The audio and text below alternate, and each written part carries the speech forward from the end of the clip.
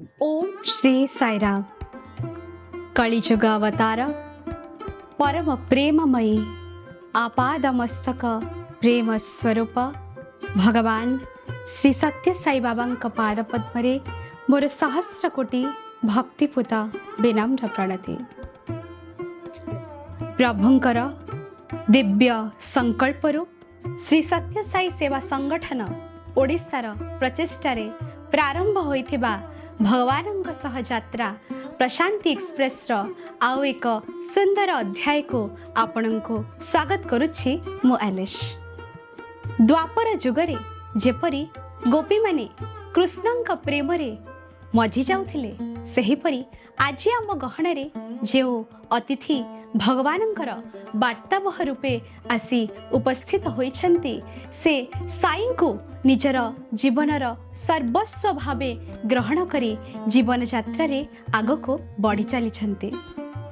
से संगठन रे समितिर शिक्षा संयोजिका भावरे दायित्व ग्रहण करी परवर्ती समय रे सुंदरगढ़ जिल्लार जिला शिक्षा संयोजिका एवं परवर्ती समय रे दीर्घ 9 वर्ष धरी श्री सत्य साई सेवा संगठन ओडिशार राज्य सेवा संयोजिका भावरे भगवानकर अनेक निकटवर्ती हेबार सुजोग लाभ करिछन्ति। तत्सहित 1990 मसीहारू एबे पर्यंत से प्रति वर्ष निजको प्रशांति सेवारे सामिल करी आसिछन्ति एवं सुपर स्पेशलिटी हॉस्पिटल हेउ किंबा साउथ कैंटीन हेउ से ग्रुप लीडर होई मध्य भगवानकर कृपा अन्य मानक पाखरे पहुंचाइबार गोटे माध्यम साजिछन्ति। तेबे चलंतु आज आम गहणरे उपस्थित थिबा सम्माननीय माउसी श्रीमती मंजुला साहू जे सुंदरगढ़ जिल्लार राउरकेलारू आसी आम पाखरे उपस्थित होइछन्ति तांकरी मुखरू श्रवण करिबा साईंक सह तांकर यात्रा संपर्क रे। साईराम माउसी। साईराम। प्रशांति एक्सप्रेस रो आजिर अध्याय को आपनकु सुस्वागतम। माउसी प्रथमे जानिया पे चाहिबो कि आपण किपरि अछन्ति? भल अछि। से आम कार्यक्रम को आगु को नेबा पूर्वरु प्रथमे चलंतु स्वामींकर दिव्य उपस्थिति कामना करी तांको प्रथमे आवाहन करिबा। ओ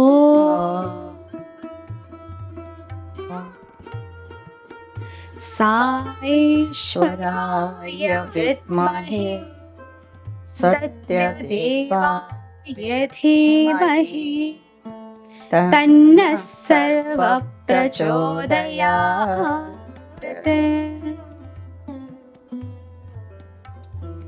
साईराम मौसी। साईराम। स्वामी को प्रार्थना आरंभरु शेष पर्यंत से आम सहित उपस्थित रही से स्वयं ही आम माध्यम यही कार्यक्रमटी को परिचालना करतो।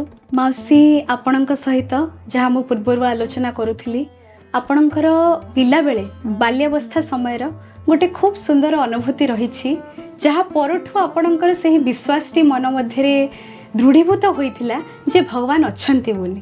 तो सही घटना आमे आजिर कार्यक्रम को आरंभ करिबा। से घटना संपर्क रे हमको किछि कहंतु। साईराम। मु राउरकेलारू गाँ को आस्थाय छुट्टी रे आम घरे गोटे बिलेई छुआ दे थाए। से बिलेई रो छुआ को से एते हैरान करथांती माँ को माँ विरक्त के कौन कला ना सबू बिलेई छुआ को आनी की से पाख घरे गोटे लॉक है से घर थिला व्यवहृत हो नथिला ता भितर को सब बंध बाटे गड़े पकेला। से घटना सरला जिमिति राति हैला से बिलेई छुआ को माँ आसिकी माँ पाखे कांदिला माने जिमिति सते कहू मो छुआ गुड़ा को कौटी लुचेचु मते दे दे। माँ एते अनुताप करछि एते कांदी किंतु आ उपाय नहीं छुआ को केमिति आनिकी ता माँ को दब। सेतिके बेले से प्रार्थना करछि हमर इष्ट देवता नृसिंह ठाकुर को। राति रे टिके ताकू निद हो जाइछि। ए घटना संध्या बेले घटिछि। टिके राति ताकू टे निद हो जाइछि।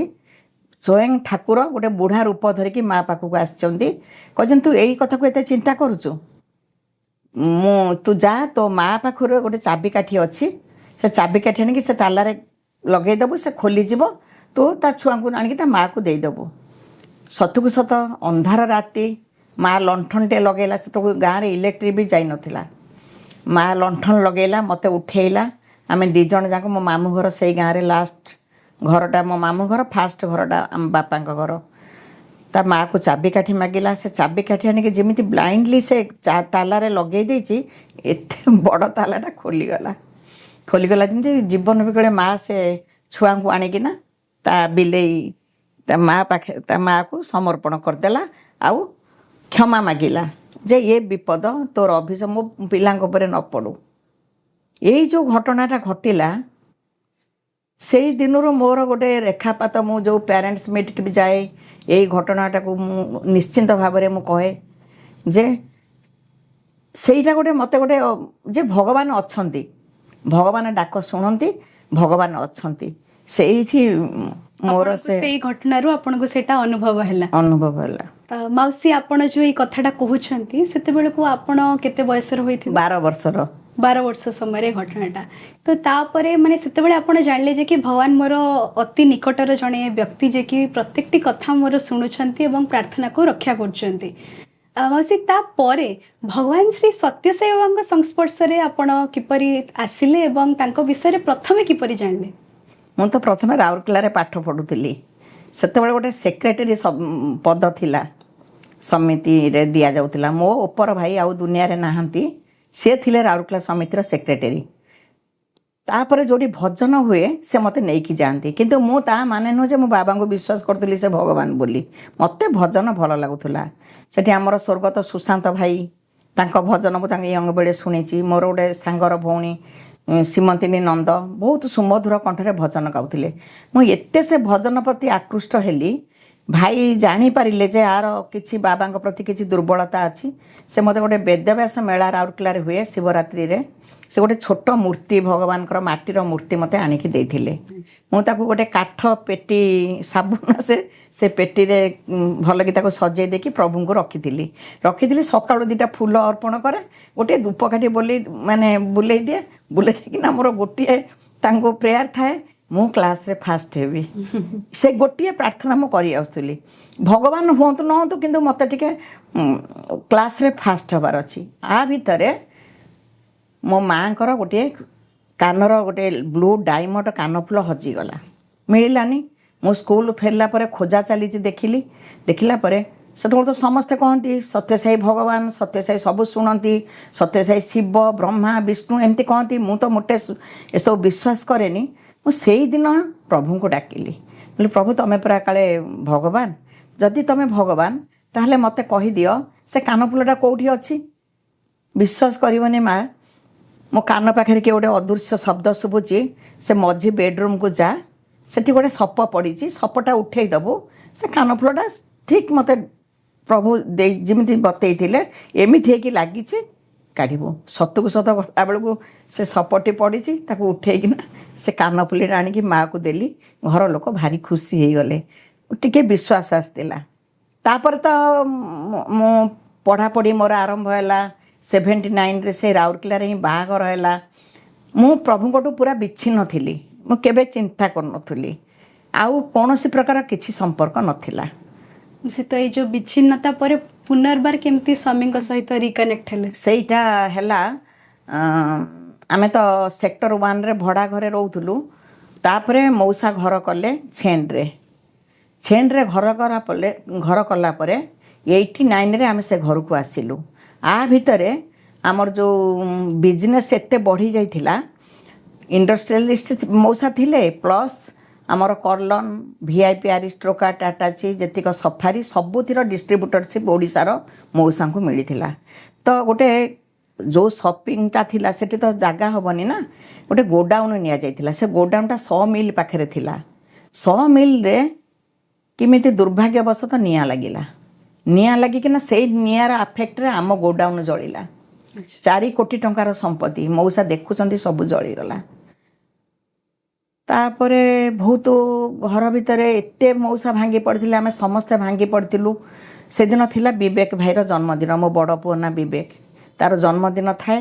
ଘରେ ସବୁ ଖାଇବା ପିଇବାକୁ ପିଲାଙ୍କୁ ଡାକିଥାଏ। ସେତେବେଳେ ତ ଫୋନ୍ ନଥିଲା, ଲ୍ୟାଣ୍ଡ ଫୋନ୍ରେ ଖବର ପାଇଲି ଯେ ଆଉ ତମର କିଛି ନାହିଁ। ଏଇଠି ମୁଁ ଗୋଟେ କଥା କହିବାକୁ ଚାହୁଁଛି, ମଉସା ଯେତେବେଳେ ଜଣେ ଆଡ଼ଭୋକେଟ୍ଙ୍କ ଘରକୁ ଯାଉଥିଲେ, ସେ କେହି ନଥିଲେ, ସେ ଥିଲେ ସେତେବେଳର ସବୁ ପ୍ରେସିଡେଣ୍ଟ ପଦ ମିଳୁଥିଲା ସ୍ୱର୍ଗତ ହରେକୃଷ୍ଣ ମିଶ୍ର ସେ ଗୋଟେ ସୁନ୍ଦର ଫଟୋ ସ୍ୱାମୀଙ୍କର ଚିତ୍ରପଟ ମଉସାଙ୍କୁ ଦେଇଥିଲେ। ମଉସା ତାକୁ ବାଇଣ୍ଡିଂ କରିକି ମୋତେ ଦେଇଥିଲେ। ଯେତେବେଳେ ରଖିଛି ମୁଁ ଡ୍ରଇଂ ରୁମ୍ରେ ସମସ୍ତେ ଆସିକି ଦେଖନ୍ତି, ଆଙ୍କୁ ତୁମେ ପୂଜା କରୁଛ, ଇଏ ତ ଜଣେ ଯାଦୁଗର, ଇଏ ତ ଫ୍ରଡ଼୍। ତ ଏଇ ଶବ୍ଦ ଗୁଡ଼ାକ ମୋତେ ଭଲ ଲାଗିଲାନି। ମୋର ପ୍ରଭୁଙ୍କ ପ୍ରତି ସେତେବେଳେ ଟିକେ ଶ୍ରଦ୍ଧା ଅଳ୍ପ କିଛି ମାନେ ଥିଲା, କିନ୍ତୁ ସଂଗଠନ କ'ଣ ମୁଁ ଜାଣିନଥିଲି। ମୁଁ କ'ଣ କଲି ନା ତାକୁ ପ୍ୟାକିଂ କରିକି ବଡ଼ ଆଲମିରା ପଛରେ ମୁଁ 83ରୁ ସେ ଭଗବାନଙ୍କ ଚିତ୍ରପଟକୁ ରଖିଲି 86 ପର୍ଯ୍ୟନ୍ତ। ସେତିକି ବର୍ଷ ପ୍ରଭୁ ଲୁକାୟିତ ଭାବରେ ଆମ ଘରେ ରହିଲେ। ଯେଉଁ ନୂଆ ବିଲ୍ଡିଂ ପ୍ରଭୁ ଚେଞ୍ଜରେ କଲେ, ଆମେ ସିଫ୍ଟ କଲୁ, ସେଟା ଡ୍ରଇଂ ରୁମ୍ର ଏଣ୍ଟ୍ରାନ୍ସରେ ଠିକ୍ ଘରୁ ବାହାରିଲା ବେଳକୁ ପ୍ରଭୁଙ୍କର ଚିତ୍ରପଟ ଲାଗିଛି, why fear when I am here ଲେଖା ହେଇଛି। ତ ଯେଉଁଦିନ ଏଇ ଯେଉଁ ବିବେକର ଜନ୍ମଦିନ ଯେଉଁଦିନ ଥିଲା, ଆମର ତ ଗୋଡାଉନ୍ ଏତେ ବଡ଼ ଲସ୍ ହେଇଛି, ଜଳିଲା ସାରା, ମାନେ ଓଡ଼ିଶାରେ ବି ପ୍ରାୟ ସମସ୍ତେ ଜାଣିଛନ୍ତି ଏତେ ବଡ଼ ଅଗ୍ନିକାଣ୍ଡ ଏମିତି ହେଇଥିଲା।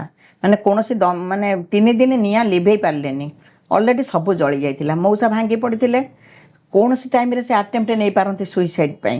ଏଇଭଳିଆ ପରିସ୍ଥିତିରେ ଘର ଚାଲିଥିଲା, କାହିଁକିନା ଆଉ ଆମର କିଛି ନଥିଲା, ସତ କଥା। ସେଇଠୁ କ'ଣ ପ୍ରଭୁଙ୍କର ଆମ ଘର ତାଙ୍କର ପ୍ଲାନିଂ ଥିଲା, ହଠାତ୍ ନା ଗୋଟେ ଶାସ୍ତ୍ରୀ ଫ୍ୟାମିଲି ଆସିଲେ ବିଶାଖାପଟ୍ଟନମରୁ। ସେ କହିଲେ ଆପଣଙ୍କର ଘର ଅଛି କି ଆମକୁ ଭଡ଼ା ଦେବେ? ତଳ ଘର ଖାଲି ଥିଲା, ତଳ ଘରେ ସେମାନେ ଆସିକି ରହିଲେ। ଯେମିତି ଆସିକି ରହିଲେ, ତା ସେଇ 2-3 ଦିନ ଭିତରର ଘଟଣା। ମୁଁ ସିଡ଼ି ପାଖରେ ବସିଛି, ଭୋର 4:30 5ଟା ବେଳକୁ ତଳୁ ଶୁଭିଲା, ଈଶ୍ୱରାମା ସୁତ ଶ୍ରୀମନ୍ ପୂର୍ବ ସନ୍ଧ୍ୟା ପ୍ରଭୁତତେ ଗାଉଛନ୍ତି। ଏତେ ସୁନ୍ଦର ସ୍ୱର, ଏବେ ବି ମୋ ଲୋମ ଟାଙ୍କୁରି ଉଠୁଛି। ମୁଁ ଶୁଣିକିନା ଯେଉଁ ବ୍ୟସ୍ତତା ଆମ ଭିତରେ ଥିଲା, ଗୋଟେ ଭୟ ଥିଲା, ସେଇଟା ଶୁଣିଲା ପରେ ମୋତେ କାହିଁକି ଭାରି ଆଶ୍ୱସ୍ତି ଇଏ ହେଲା। ମୁଁ ସକାଳ ଯେମିତି ହେଲା ତାଙ୍କୁ ପଚାରିଲି, ତ ହିନ୍ଦୀ ବୁଝିବେ? ବୋଲେ आप क्या गा रहे थे सवेरे? इतना भी आपको मालूम नहीं है स्वामी को जगा रहे थे। तो स्वामी किए ना, ये तो ଆପଣଙ୍କ ଘରେ यही तो भगवान, हाँ ये तो भगवान। ମୁଁ କହିଲି କି ଯେ ତାପରେ କ'ଣ ହେଲା, ସେ ମୋତେ ସବୁ ବିଷୟରେ ମୋତେ କହିଲେ। आपका बच्चे को बाल विकास नहीं भेजते हैं, आप नॉनभेज खाते हैं, आप भजन नहीं जाते हैं।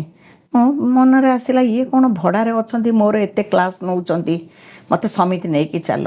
ସମିତି କେଉଁଠି ଅଛି, ମୁଁ ରାଉରକେଲାର ଝିଅ ହେଇକି ବି ଜାଣିନି। ତାପରେ ବୁଝିକିନା ଜାଣିଲି ଯେ ଭାଇ ସ୍ୱର୍ଗତ PL ମୂର୍ତ୍ତିଙ୍କ ଘରେ ଭଜନ ହେଉଛି, ସେଇଟା ହେଉଛି ବାସନ୍ତୀ କଲୋନୀରେ। ଆମ ଘରଠୁ ମାତ୍ର 2 କିଲୋମିଟର ରାସ୍ତା। ନା ମୋତେ ସେଠିକି ନେଇକି ଚାଲ। ସେଠୁ ମୁଁ ପ୍ରଥମେ ସଂଗଠନ 89 ଏପ୍ରିଲ 18 ତାରିଖରେ ଅଗ୍ନିକାଣ୍ଡ ଘଟିଲା। ଏପ୍ରିଲ 21-22ରେ ମୁଁ ସମିତିକି ଆସିଛି। 89 ଏପ୍ରିଲ ମାସର 18ରେ ଅଗ୍ନିକାଣ୍ଡ, 19, 20, 21, 22 ଭିତରେ ମୁଁ ଆସିଛି। କାହିଁକିନା ସେ ଫ୍ୟାମିଲି ଗୋଟେ 2 ଦିନ ପରେ ଆମ ଘରକୁ ଆସିଥିଲେ। ସେ ଆଉ କେହି ନଥିଲେ, ଭଗବାନ ସ୍ୱୟଂ ଥିଲେ। କାହିଁକିନା ମାସେ ରହିଲେ, ମାସେ ପରେ ସେ ଘର ଛାଡ଼ିକି ଗଲେ। ତାହେଲେ ମାସେ କିଏ ସେ ମୋତେ ଏତେ ସବୁ ବିଷୟ ଅବଗତ କରେଇଲା, ସଂଗଠନ ବିଷୟରେ ସେ ସବୁ ଗଲେ। ହଁ, ସେ ସବୁ ବୁଝେଇଲେ। ଆମେ ସମିତି ଗଲି। ସମିତିରେ ସେଠି ଆମର ରାଉରକେଲା ମନ୍ଦିର ତିଆରି ଚାଲିଥାଏ। ତାଙ୍କ ଘରେ, ପର୍ସନାଲ ଘରେ ଗୋଟେ ପଟ ଛାଡ଼ି ଦେଇଥାନ୍ତି ଭଜନ, ସେଇଠି ନାରାୟଣ ସେବା, ବାଲବିକା ସବୁ ହେଉଥାଏ। ମୁଁ ଏମିତି ଭାବରେ ପ୍ରଭୁଙ୍କର କ'ଣ ଆସିଲା, ଆଉ ସେଇ ମାସକ ଭିତରେ ମୁଁ ନିଜକୁ ପ୍ରିପେୟାର କରିଦେଲି ଯେ ମୋ ଏଇ ଜୀବନଟା, ଏ ଶରୀରଟା କେବଳ ଭଗବାନଙ୍କ ପାଇଁ। ତାପରେ ନାରାୟଣ ସେବା ହେଲା। ସେତେବେଳେ ମାତ୍ର 500 ଟଙ୍କା ଖର୍ଚ୍ଚ ହୋଇଥିଲା, ମୋ ମନେ ଅଛି। ନାରାୟଣ ସେବା କରିଥିଲି। ବାଲବିକାଶ ଘରେ ଆରମ୍ଭ ହେଲା। ବାଲବିକାଶ ଏମିତି ଭାବରେ ଆରମ୍ଭ ହେଲା, ଆପଣଙ୍କର 3ଟା ଇୟର୍ର କ୍ଲାସ୍ ମାନେ ଆଟ୍ ଏ ଟାଇମ୍ ହେବ। ତା ଦ୍ୱାରା ଆମ ଘରେ ଉପରୁ ତଳ ଯାଏ ଓନ୍ଲି ବାଲବିକାଶ କ୍ଲାସ୍ ହେବ। ଆଉ ସେଇଭଳିଆ ଗୁରୁମାନେ ବି ସେତେବେଳେ ସବୁ ଥିଲେ, ହେଲା। ଏକା ସହିତ 9ଟି ଯାକ କ୍ଲାସ୍ ହେଉଥିଲା। ମାନେ ମୋର ଆଟିଚ୍ୟୁଡ଼, ସବୁ ପିଲାମାନେ ଯଦି ଦେଖିବେ ସମସ୍ତଙ୍କୁ ଏକା ସାଙ୍ଗରେ, ତାଙ୍କର ଗୋଟେ ହୃଦବୋଧ ହେବ ଯେ ଆମେ ଏତେ ବଡ଼, ୱି ବିଲଙ୍ଗସ୍ ଟୁ ମାନେ ଗ୍ରେଟ୍ ଫ୍ୟାମିଲି, ସାଇ ପାରିବାରର ଗୋଟେ ଅଂଶ। ତ ଏଇଭଳି ଭାବରେ ନଗର କୀର୍ତ୍ତନ ମଙ୍ଗଳବାର ଆରମ୍ଭ ହେଲା ରେଗୁଲାର 89ରୁ। ସବୁ ମଙ୍ଗଳବାର ନଗର ସଂକୀର୍ତ୍ତନ ଆଉ ସନ୍ଧ୍ୟା ଭଜନ ଏପର୍ଯ୍ୟନ୍ତ ବି ହେଉଛି। କିନ୍ତୁ ବାଲବିକାଶ ଏ କରୋନା ପରଠୁ ଆମ ଘରେ ଆଉ ହେଉନି। ମାଉସୀ, ଆପଣ ଯେତେବେଳେ ସମିତିରେ ଯୋଗଦାନ ଦେଲା ପରେ ଆପଣଙ୍କ ଗୃହରେ ମଧ୍ୟ ସଂଗଠନର ସବୁ କାର୍ଯ୍ୟକ୍ରମ ଆରମ୍ଭ ହୋଇଗଲା। ତ ତାପରେ ହେଉଛି ଏମିତି କିଛି ଘଟଣା ଘଟିଛି ସେଇ ସମୟରେ ଯେତେବେଳେ ଆପଣଙ୍କୁ ଅନୁଭବ ହୋଇଛି କି ଭଗବାନ ଆମ ଘରେ ସୂକ୍ଷ୍ମ ରୂପରେ ଅବସ୍ଥିତ ଅଛନ୍ତି? ଏଇଟା ହେଇଥିଲା ସେଇ 89ରେ ଶାସ୍ତ୍ରୀ ଘର ଫ୍ୟାମିଲି ଗଲେ। ମୁଁ ଜାଣିଲି ସମିତି କ'ଣ ସବୁ ୱିଙ୍ଗର ସେତେବେଳେ ଜଣେ କୋଅର୍ଡ଼ିନେଟର ରହୁଥିଲେ। ଏବେ ଯେମିତି 3 ଜଣ କୋଅର୍ଡ଼ିନେଟର ଅଲଗା ଅଲଗା ୱିଙ୍ଗ ପାଇଁ ସେମିତି ନଥିଲା। ଜଣେ କୋଅର୍ଡ଼ିନେଟର ସେ ବାଲ ବିକାଶ ସ୍ପିରିଚୁଆଲ ଆଉ ସର୍ଭିସ୍ ହେବ। ତ ସେଇଟା ସେତେବେଳେ ଥିଲା। ମୁଁ ଯେତେବେଳେ ପ୍ରଥମ ଭଜନ ଯେଉଁଦିନ ଆମ ଘରେ ହେଲା ସେଇ ତଳ ଘରେ ଯେଉଁ ଭଜନ ପରେ ଯେଉଁ ଗୋଟେ ପ୍ରବଚନର ବ୍ୟବସ୍ଥା ଥାଏ ସେ ଯାହାଙ୍କୁ ଡକା ହେଇଥିଲା ଯେଉଁ ଭାଇକି ସେଦିନ ଆସିଲେନି। ସମସ୍ତେ ଜାଣିଥିବେ ଓଡ଼ିଶାର ମନୁ ବୋଲିକିନା ରାଉରକେଲାର ଆମର PMK ପାତ୍ର ତାର ଭଲ ନାଁଟା। ତାକୁ କୁହାଗଲା ତୁ କିଛି ଶବ୍ଦ କିଛି ଭଗବାନଙ୍କ ବିଷୟରେ କହ ବୋଲି। ସେ ଉଠିକି ସେ କହୁଛି ଭଗବାନଙ୍କ ମୋର ଏବେ ବି ସେଇ ଯେଉଁ ସତ୍ସଙ୍ଗଟା ମନେ ଅଛି ଯେ ବାଇଗଣ ଗଛରେ ପୋକ ଲାଗିଲେ ଯେମିତି ପୋକ ମରା କୀଟନାଶକ ଔଷଧ ଦେଇକି ପୋକକୁ ମରାଯାଏ ସେମିତି ନାମସ୍ମରଣ ଆମ ପାଇଁ ନିହାତି ଦରକାର। ନାମସ୍ମରଣ ଅନବରତ କରୁଥିଲେ ଆମକୁ କାମ କ୍ରୋଧ ଲୋଭ ଯେଉଁ ଦୁର୍ଗୁଣ ଗୁଡ଼ାକ ଆମକୁ ଆଫେକ୍ଟ କରିବନି ସ୍ପର୍ଶ କରିବନି। ଏଇଟା କହୁ କହୁ ଏଇ ଭ୍ରୁଲତା ଦି ମଝିରୁ ବିଭୂତି ଯେମିତି ପାଣି ସ୍ପ୍ରେ ହୁଏନି ସେମିତି ମାନେ ବାହାରୁଥାଏ ଏଇ ମଝିରୁ। ତାକୁ ସଲସଲ ଲାଗୁଛି ସେ ପୁରା ହାତଟାକୁ ପୋଛୁଛି କିନ୍ତୁ ମୁଁ ଫ୍ରଣ୍ଟରେ ବସିଛି ଦେଖୁଛି ବିଭୂତି ଏତେ ଭାବରେ ସେ ତାର ରୁମାଲ ବି ମାନୁନି। ସେଇଠୁ ଆମେ ସମସ୍ତେ ଦେଖୁଛୁ ଆଉ କେମିତି ଗୋଟେ ହେଲା ଯେ ପ୍ରତ୍ୟକ୍ଷ ଭଗବାନ ତମେ ଏଠି ଉପସ୍ଥିତ ଅଛ। ଏଇଟା ହେଉଛି 89ର ଘଟଣା। ଏଇଟା ଆପଣଙ୍କର ମାନେ ପ୍ରଥମ ଭଜନର ତାପରେ ତ ରେଗୁଲାର ହେଇଗଲା ନା। ମଙ୍ଗଳବାରକୁ ମଙ୍ଗଳବାର ସେଦିନ ବୋଧେ ମଙ୍ଗଳବାର ଥିଲା ଯେହେତୁ ମଙ୍ଗଳବାର ଥିଲା ବୋଲି ମଙ୍ଗଳବାରଟାକୁ ସେମାନେ ରେଗୁଲାର ସମିତି କରିଦେଲେ। ଆଚ୍ଛା ହଁ ସେ କିନ୍ତୁ ଯେପରି ଆପଣ କହୁଥିଲେ କି ଯେତେବେଳେ ଶାସ୍ତ୍ରୀ ପରିବାର ଆସି ଆପଣଙ୍କ ଘରେ ରହୁଥିଲେ ସେ ଆପଣଙ୍କୁ ପଚାରୁଥିଲେ କି କ୍ୟୁ ନନଭେଜ ଖାତେ हो ତ ଆପଣ ମାନେ ସେତେବେଳକୁ ଆମିଷ ଭକ୍ଷଣ କରୁଥିଲେ ତ କେମିତି କ'ଣ ଆପଣ ଆମିଷକୁ ତ୍ୟାଗ କଲେ? ତାପରେ ପରେ କଟକର ଷ୍ଟେଟ୍ କନଫରେନ୍ସ ଥିଲା। ମୁଁ ବଡ଼ ପୁଅକୁ ଧରିକି ଆସିଲି ବିବେକକୁ ଧରିକି ଆସିଥିଲି ଏକୁଟିଆ ମଉସା ଆସିନଥିଲେ।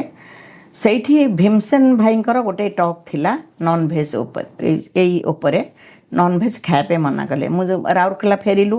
ରାଉରକେଲା ଫେରିଲା ପରେ ଯେତେବେଳେ ଆଇଁଷ ପାଇଁ ମୁଁ ପ୍ରପୋଜାଲ୍ ଦେଲି ସେତେବେଳେ ବଡ଼ ପୁଅ କହିଲା ତମେ ପୁରା ଶୁଣିଲ ସେଠି କହିଲେ ମଉସା ଆମିଷ ଖାଇବନି। ସେଇ ଦିନଠୁ ଆମିଷ ବର୍ଜନ କଲୁ। ମାନେ ଆପଣ ପୁରା ପରିବାର ଏକା ସହିତ କରୁଛୁ କାହିଁକିନା ଯେହେତୁ ଛୁଆ ଛାଡ଼ିଲେ ତାପରେ ବାଲ ବିକାଶ ଆରମ୍ଭ ହେଲା ଆଉ ଆମିଷ ସେଇଠି ତ୍ୟାଗ କଲୁ। ତାହେଲେ ସେଇଟା ବୋଧେ ମାନେ ଆପଣଙ୍କ ପୁରା ପରିବାର ପାଇଁ ଗୋଟେ ମାନେ ବହୁତ ବଡ଼ ସାଧନାର ପଥ ଭଗବାନ ଖୋଲିଦେଲେ। ମାଉସୀ ଯେଉଁ ବାବାଙ୍କୁ ମୂର୍ତ୍ତି ରୂପରେ ଆପଣ ପ୍ରଥମେ ରଖିଥିଲେ ତତ୍ପରେ ଫଟୋ ରୂପରେ ବାବା ଆସିଲେ ଆପଣଙ୍କ ଗୃହକୁ। ଆପଣଙ୍କ ଗୃହରେ ଏତେ ଭଗବାନ ତାଙ୍କର ସୂକ୍ଷ୍ମ ଉପସ୍ଥିତି ଆପଣଙ୍କ ଗୃହରେ ଦେଖେଇଲେ ତ ସେଇ ଯେଉଁ ପ୍ରଭୁଙ୍କୁ ଆପଣ ଆପଣଙ୍କର ସ୍ୱଚକ୍ଷୁରେ କେବେ ଦେଖିବାର ସୁଯୋଗ ପାଇଲେ? ସେଟା ଥିଲା 1990 ମସିହା ନଭେମ୍ବର ମାସ।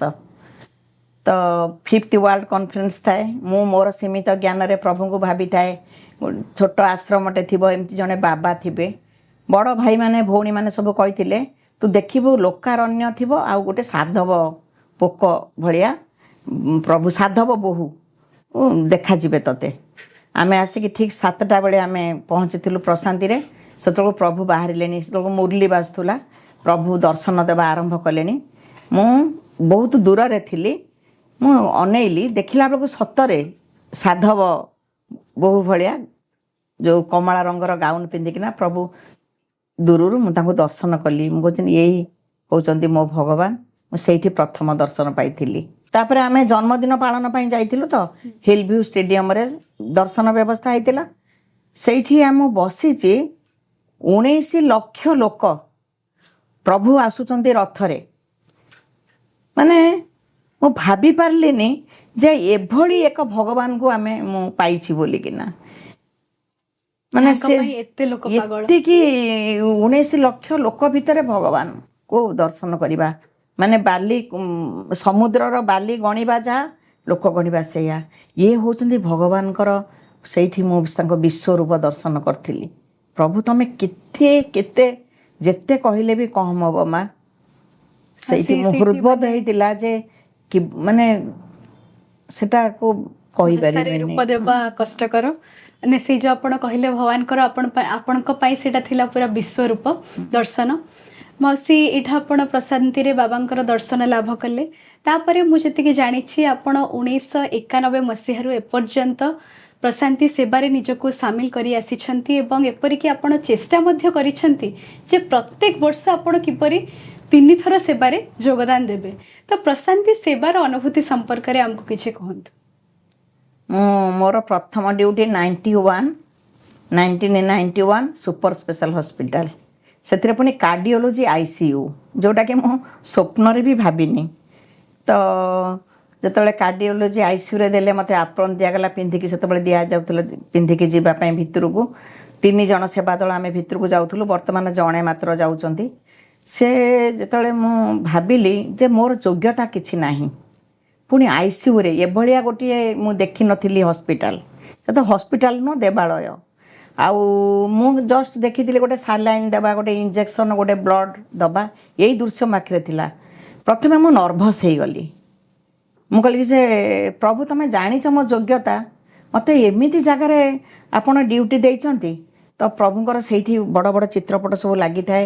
ICU ଏଣ୍ଟର କଲା ବେଳକୁ ଫାଷ୍ଟ ରୁମ୍ଟାରେ ମୁଁ ସେଠି ଛିଡ଼ା ହେଇକିନା ତାଙ୍କ ପାଖରେ ସତ କଥା ମୁଁ ପ୍ରାର୍ଥନା କରିଛି, ପ୍ରଭୁ ମୁଁ କିଛି ଜାଣିନି ଏଠି କେମିତି ମୁଁ ଡ୍ୟୁଟି କରିବି। ପ୍ରଭୁ ପ୍ରାର୍ଥନା ଶୁଣିଲେ, ଏତେ ଶକ୍ତି ଭିତରେ ଭରିଦେଲେ। ସେ ଓପନ୍ ହାର୍ଟ ସର୍ଜରୀ ହେଇସାରିଲା ପରେ ଡାଇରେକ୍ଟ ପେସେଣ୍ଟକୁ ଆଣିକିନା ସେଠି ରଖିବେ, ତାଙ୍କ ପାଦ ଟିକେ ଆଉଁସି ଦେବା, ତାଙ୍କ ମୁଣ୍ଡ ଟିକେ ଆଉଁସି ଦେବା, ସେ ଖାଇଲେ କି ନାହିଁ ବୁଝିବା, ସବୁ ଡକ୍ଟର ସିଷ୍ଟର୍ସ ମାନେ କରୁଥିଲେ। କିନ୍ତୁ ସେତେବେଳେ ସେବା ଦଳଙ୍କ ରୋଲ୍ ବି ସୁପର ହସ୍ପିଟାଲରେ ବେଶୀ ଥିଲା, ବର୍ତ୍ତମାନ ପୁରା କମିଗଲାଣି, ଆଉ ସେ କାମ ନାହିଁ। ସେତେବେଳେ ଆମେ ସେବା ଦଳ ମାନେ ସବୁ ପ୍ରକାରର ତାଙ୍କୁ ଆଣିକିନା ଖାଇବାକୁ ଇଏ କରିବା, ତାଙ୍କ ଡ୍ରେସ୍ ତାଙ୍କୁ ଇଏ କରିଦେବା, ସେ ଯେଉଁ କଥାରେ ଯେଉଁ ତାଙ୍କୁ ଆମେ ନେଇ କିଛି ହେବନି, ଭଲ ହେଇଯିବ, ପାଦ ଆଉଁସି ଦେବା, ତାଙ୍କୁ ବହୁତ ଶାନ୍ତି ଲାଗୁଥିଲା। ମାନେ ସେମାନେ ଘର ଲୋକଙ୍କ ଆତ୍ମୀୟତା। ତ ଯେତେବେଳେ ସେମାନେ ଭଲ ହେଇକି ଘରକୁ ଗଲେ, ସେତେବେଳେ ତ ଆଉ ଫୋନ୍ ଏତେ ନଥିଲା। ଘରକୁ 15 ଦିନ ଡ୍ୟୁଟି ପରେ ଚିଠି ଆସେ ଘରକୁ, ଆପଣମାନଙ୍କ ପାଖକୁ ହଁ ଚିଠି ଆସେ। ସେମାନେ ହଁ ଆମେ ଯେଉଁ ଆତ୍ମୀୟତା ପାଇଛୁ ଆମେ ଭୁଲି ପାରୁନୁ। ତାପରେ ତାଙ୍କର ଆମର ସେବା ମନୋଭାବ ଦେଖିକି ସେମାନେ ଥରେ ଥରେ ଡାକନ୍ତି, ଆମେ ଆପଣଙ୍କୁ ଖୋଇବା ପାଇଁ ବାହାରେ ଚାହୁଁଛୁ, ଆପଣଙ୍କ ପାଇଁ ଗିଫ୍ଟ ଆଣିଛୁ। କିନ୍ତୁ ଆମେ ତ ଭଗବାନଙ୍କ ପ୍ରତି ଅନୁରକ୍ତ ନା, ଇଏ ତାଙ୍କ ଗିଫ୍ଟ ନେବା ଏଇଟା ତ ସ୍ୱାମୀ କହିନାହାନ୍ତି ନା। ମୁଁ କହିଲି ନାଇଁ, ଆପଣ ଆସିଛନ୍ତି ଭଲ ହେବା ପାଇଁ, ସେଟା ଆମ ପାଇଁ ଯେଉଁ ଟ୍ରିଟମେଣ୍ଟ ହେଉଛନ୍ତି ଆମ ପାଇଁ ଗୋଟେ ଅପରଚ୍ୟୁନିଟି, ଆପଣମାନଙ୍କର ସେବା କରୁଛୁ। ଆଉ ସେସବୁ ପ୍ରଲୋଭନରେ ଆମେ କେବେ ବି ପ୍ରଲୋଭନରେ ଆମେ ପଡ଼ିନୁ। କିନ୍ତୁ ସେମାନେ ବହୁତ ମାନେ ସବୁ ସେବା ଦଳଙ୍କ ଭାଗ୍ୟରେ ସେଟା ହେଇଛି, ସମସ୍ତଙ୍କ ଜୀବନରେ ଘଟିଛି ଯେ ସେମାନେ କିଛି ଚାହାନ୍ତି ଆମେ ଏମାନଙ୍କ ପାଇଁ କିଛି କରିବୁ। କିନ୍ତୁ ଭଗବାନଙ୍କ ତ ତା ପୁରା ବିରୋଧୀ ନା, ସେ ଭଲ ହେଇକି ଯାଉଛନ୍ତି, ସମସ୍ତେ ଭଲ ହେଇକି ଯାଆନ୍ତି, ସମସ୍ତେ।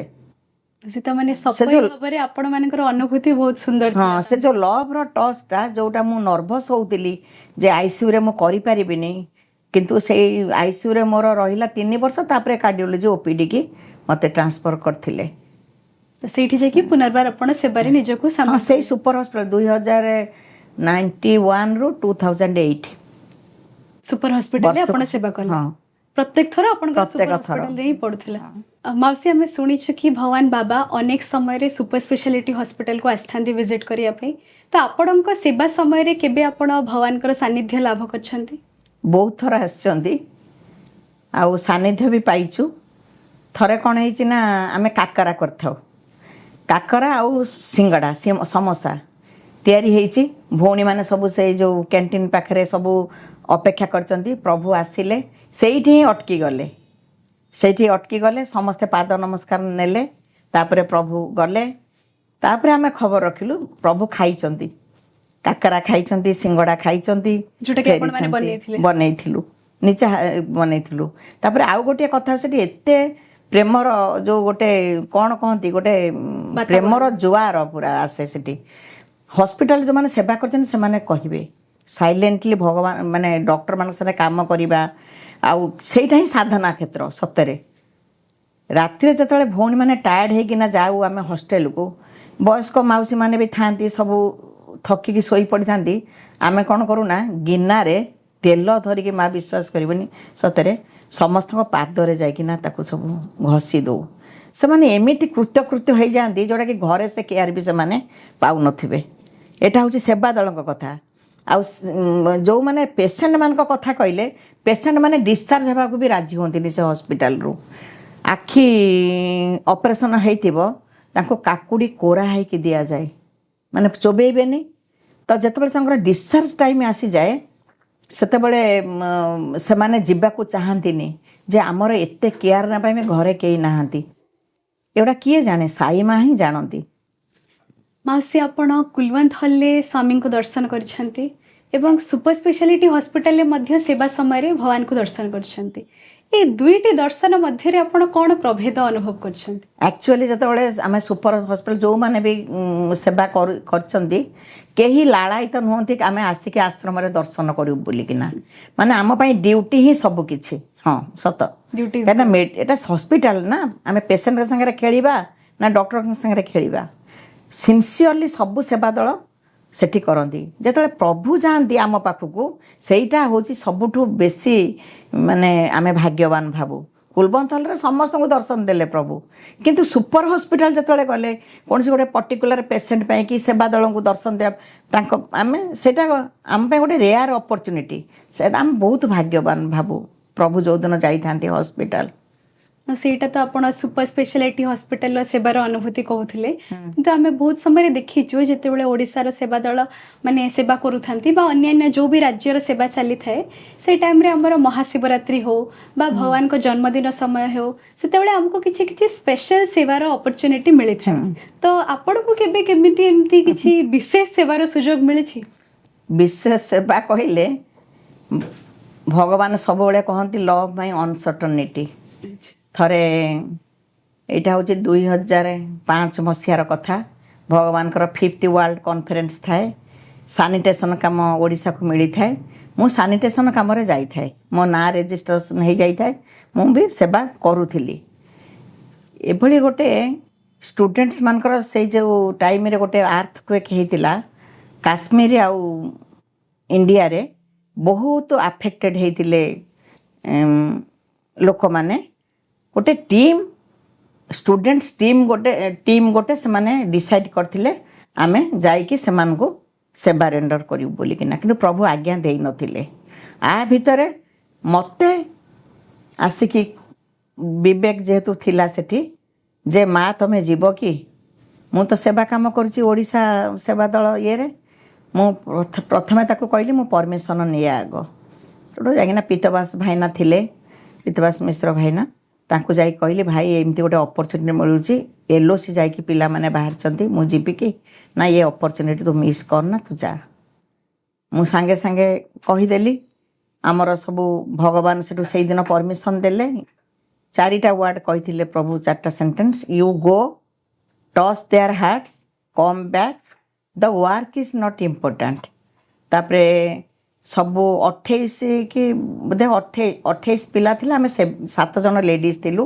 ଆମେ ଗଣେଶ ମନ୍ଦିର ପାଖକୁ ଗଲୁ। ଗଣେଶ ମନ୍ଦିରରେ 9ଟା ନଡ଼ିଆ ବାଡ଼ା ହେଲା, ସେଠି ବାଡ଼େଇଲେ ଗଣେଶ ମନ୍ଦିର ପାଖରେ। ତାପରେ ଯେତେବେଳେ ଲାଷ୍ଟ ନଡ଼ିଆଟା ବାଡ଼ା ହେଉଛି, ପଚା ପଡ଼ିଲା। ସେଠୁ ସବୁ ଡରିଗଲେ, କହିଲେ କି ଯେ ବୋଧେ ଅଶୁଭ ପ୍ରଭୁ ସଂକେତ ଦେଉଛନ୍ତି। କିନ୍ତୁ ଜଣେ ପଛରୁ କାନ୍ଧରେ ହାତ ପକାଇ କହିଲେ it is a good sign for you. ତାପରେ ଯେଉଁ ପୂଜାରୀ ପୂଜା କରୁଥିଲେ, ଏବେ ଯେଉଁ ପୂଜାରୀ ଅଛନ୍ତି ତାଙ୍କ ଆଗରେ ଆଉ ଜଣେ ଥିଲେ, ତାଙ୍କ ନାଁ ମନେ ପଡ଼ୁନି, ସେ ଗୋଟେ ପଞ୍ଚମୁଖୀ ରୁଦ୍ରାକ୍ଷ ଆଣିକି ଆମକୁ ଦେଲେ, ଯିଏ ଟିମ୍ ଲିଡ଼ର ତାଙ୍କୁ ଦେଲେ, କହିଲେ ଏଇଟା ତମକୁ ପ୍ରୋଟେକ୍ଟ କରିବ। ତାପରେ ଆମେ 2ଟା ମାନେ ଗାଡ଼ି ସେଠି କରିକିନା ଆମେ ହାଇଦ୍ରାବାଦ ଏୟାରପୋର୍ଟରେ ପହଞ୍ଚିଲୁ। ହାଇଦ୍ରାବାଦ ଏୟାରପୋର୍ଟରୁ ଆମେ ଆସିଲୁ ଦିଲ୍ଲୀ ଇଣ୍ଟରନ୍ୟାସନାଲ ସେଣ୍ଟରକୁ। ସେଠି ଆମର ରହିବାର ବ୍ୟବସ୍ଥା କରାହେଇଥିଲା। ଯେହେତୁ ଆମେ ଲାଇନ୍ ଅଫ୍ କଣ୍ଟ୍ରୋଲକୁ ଯାଉଛୁ, ଆମକୁ ସେଠି ଟିକେ ସେତେବେଳେ ଥିଲେ ମାନେ ନାଁ ଗୁଡ଼ାକ ତ ଆଉ ମନେ ରଖିପାରିନି, ଜେନେରାଲ ଚଢ଼ା ଥିଲେ, ବହୁତ ଜଣ ଅଫିସିଆଲ୍ସ ଥିଲେ। ଆମକୁ ସେଠି ବହୁତ ଭଲ ଟ୍ରିଟମେଣ୍ଟ ଦିଆଗଲା, ଆମେ ରହିଲୁ ସେଠି। ତାପରେ ଆମେ ଅଧିକାଂଶ 2ଟା ବସ୍ ପ୍ରଭୁ ଦେଇଥିଲେ, ଗ୍ରାମ ସେବା ବସ୍।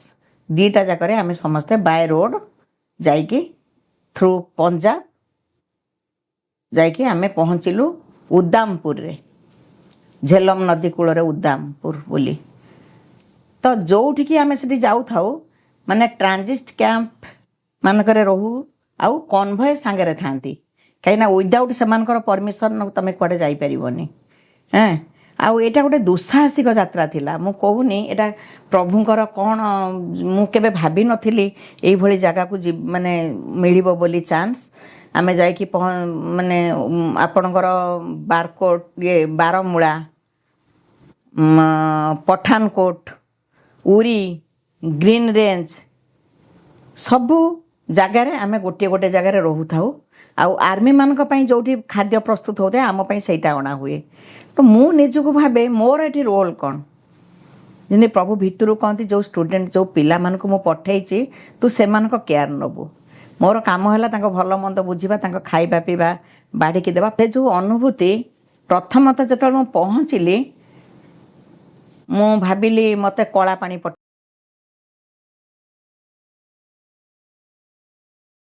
ଦିଆଯାଇଛି। ମୁଁ ଆକ୍ଚୁଆଲି ବ୍ୟସ୍ତ ହେଲି, ମୁଁ କହିଲି ମୋତେ ଏଠୁ ପଠାଇ ଦିଅ।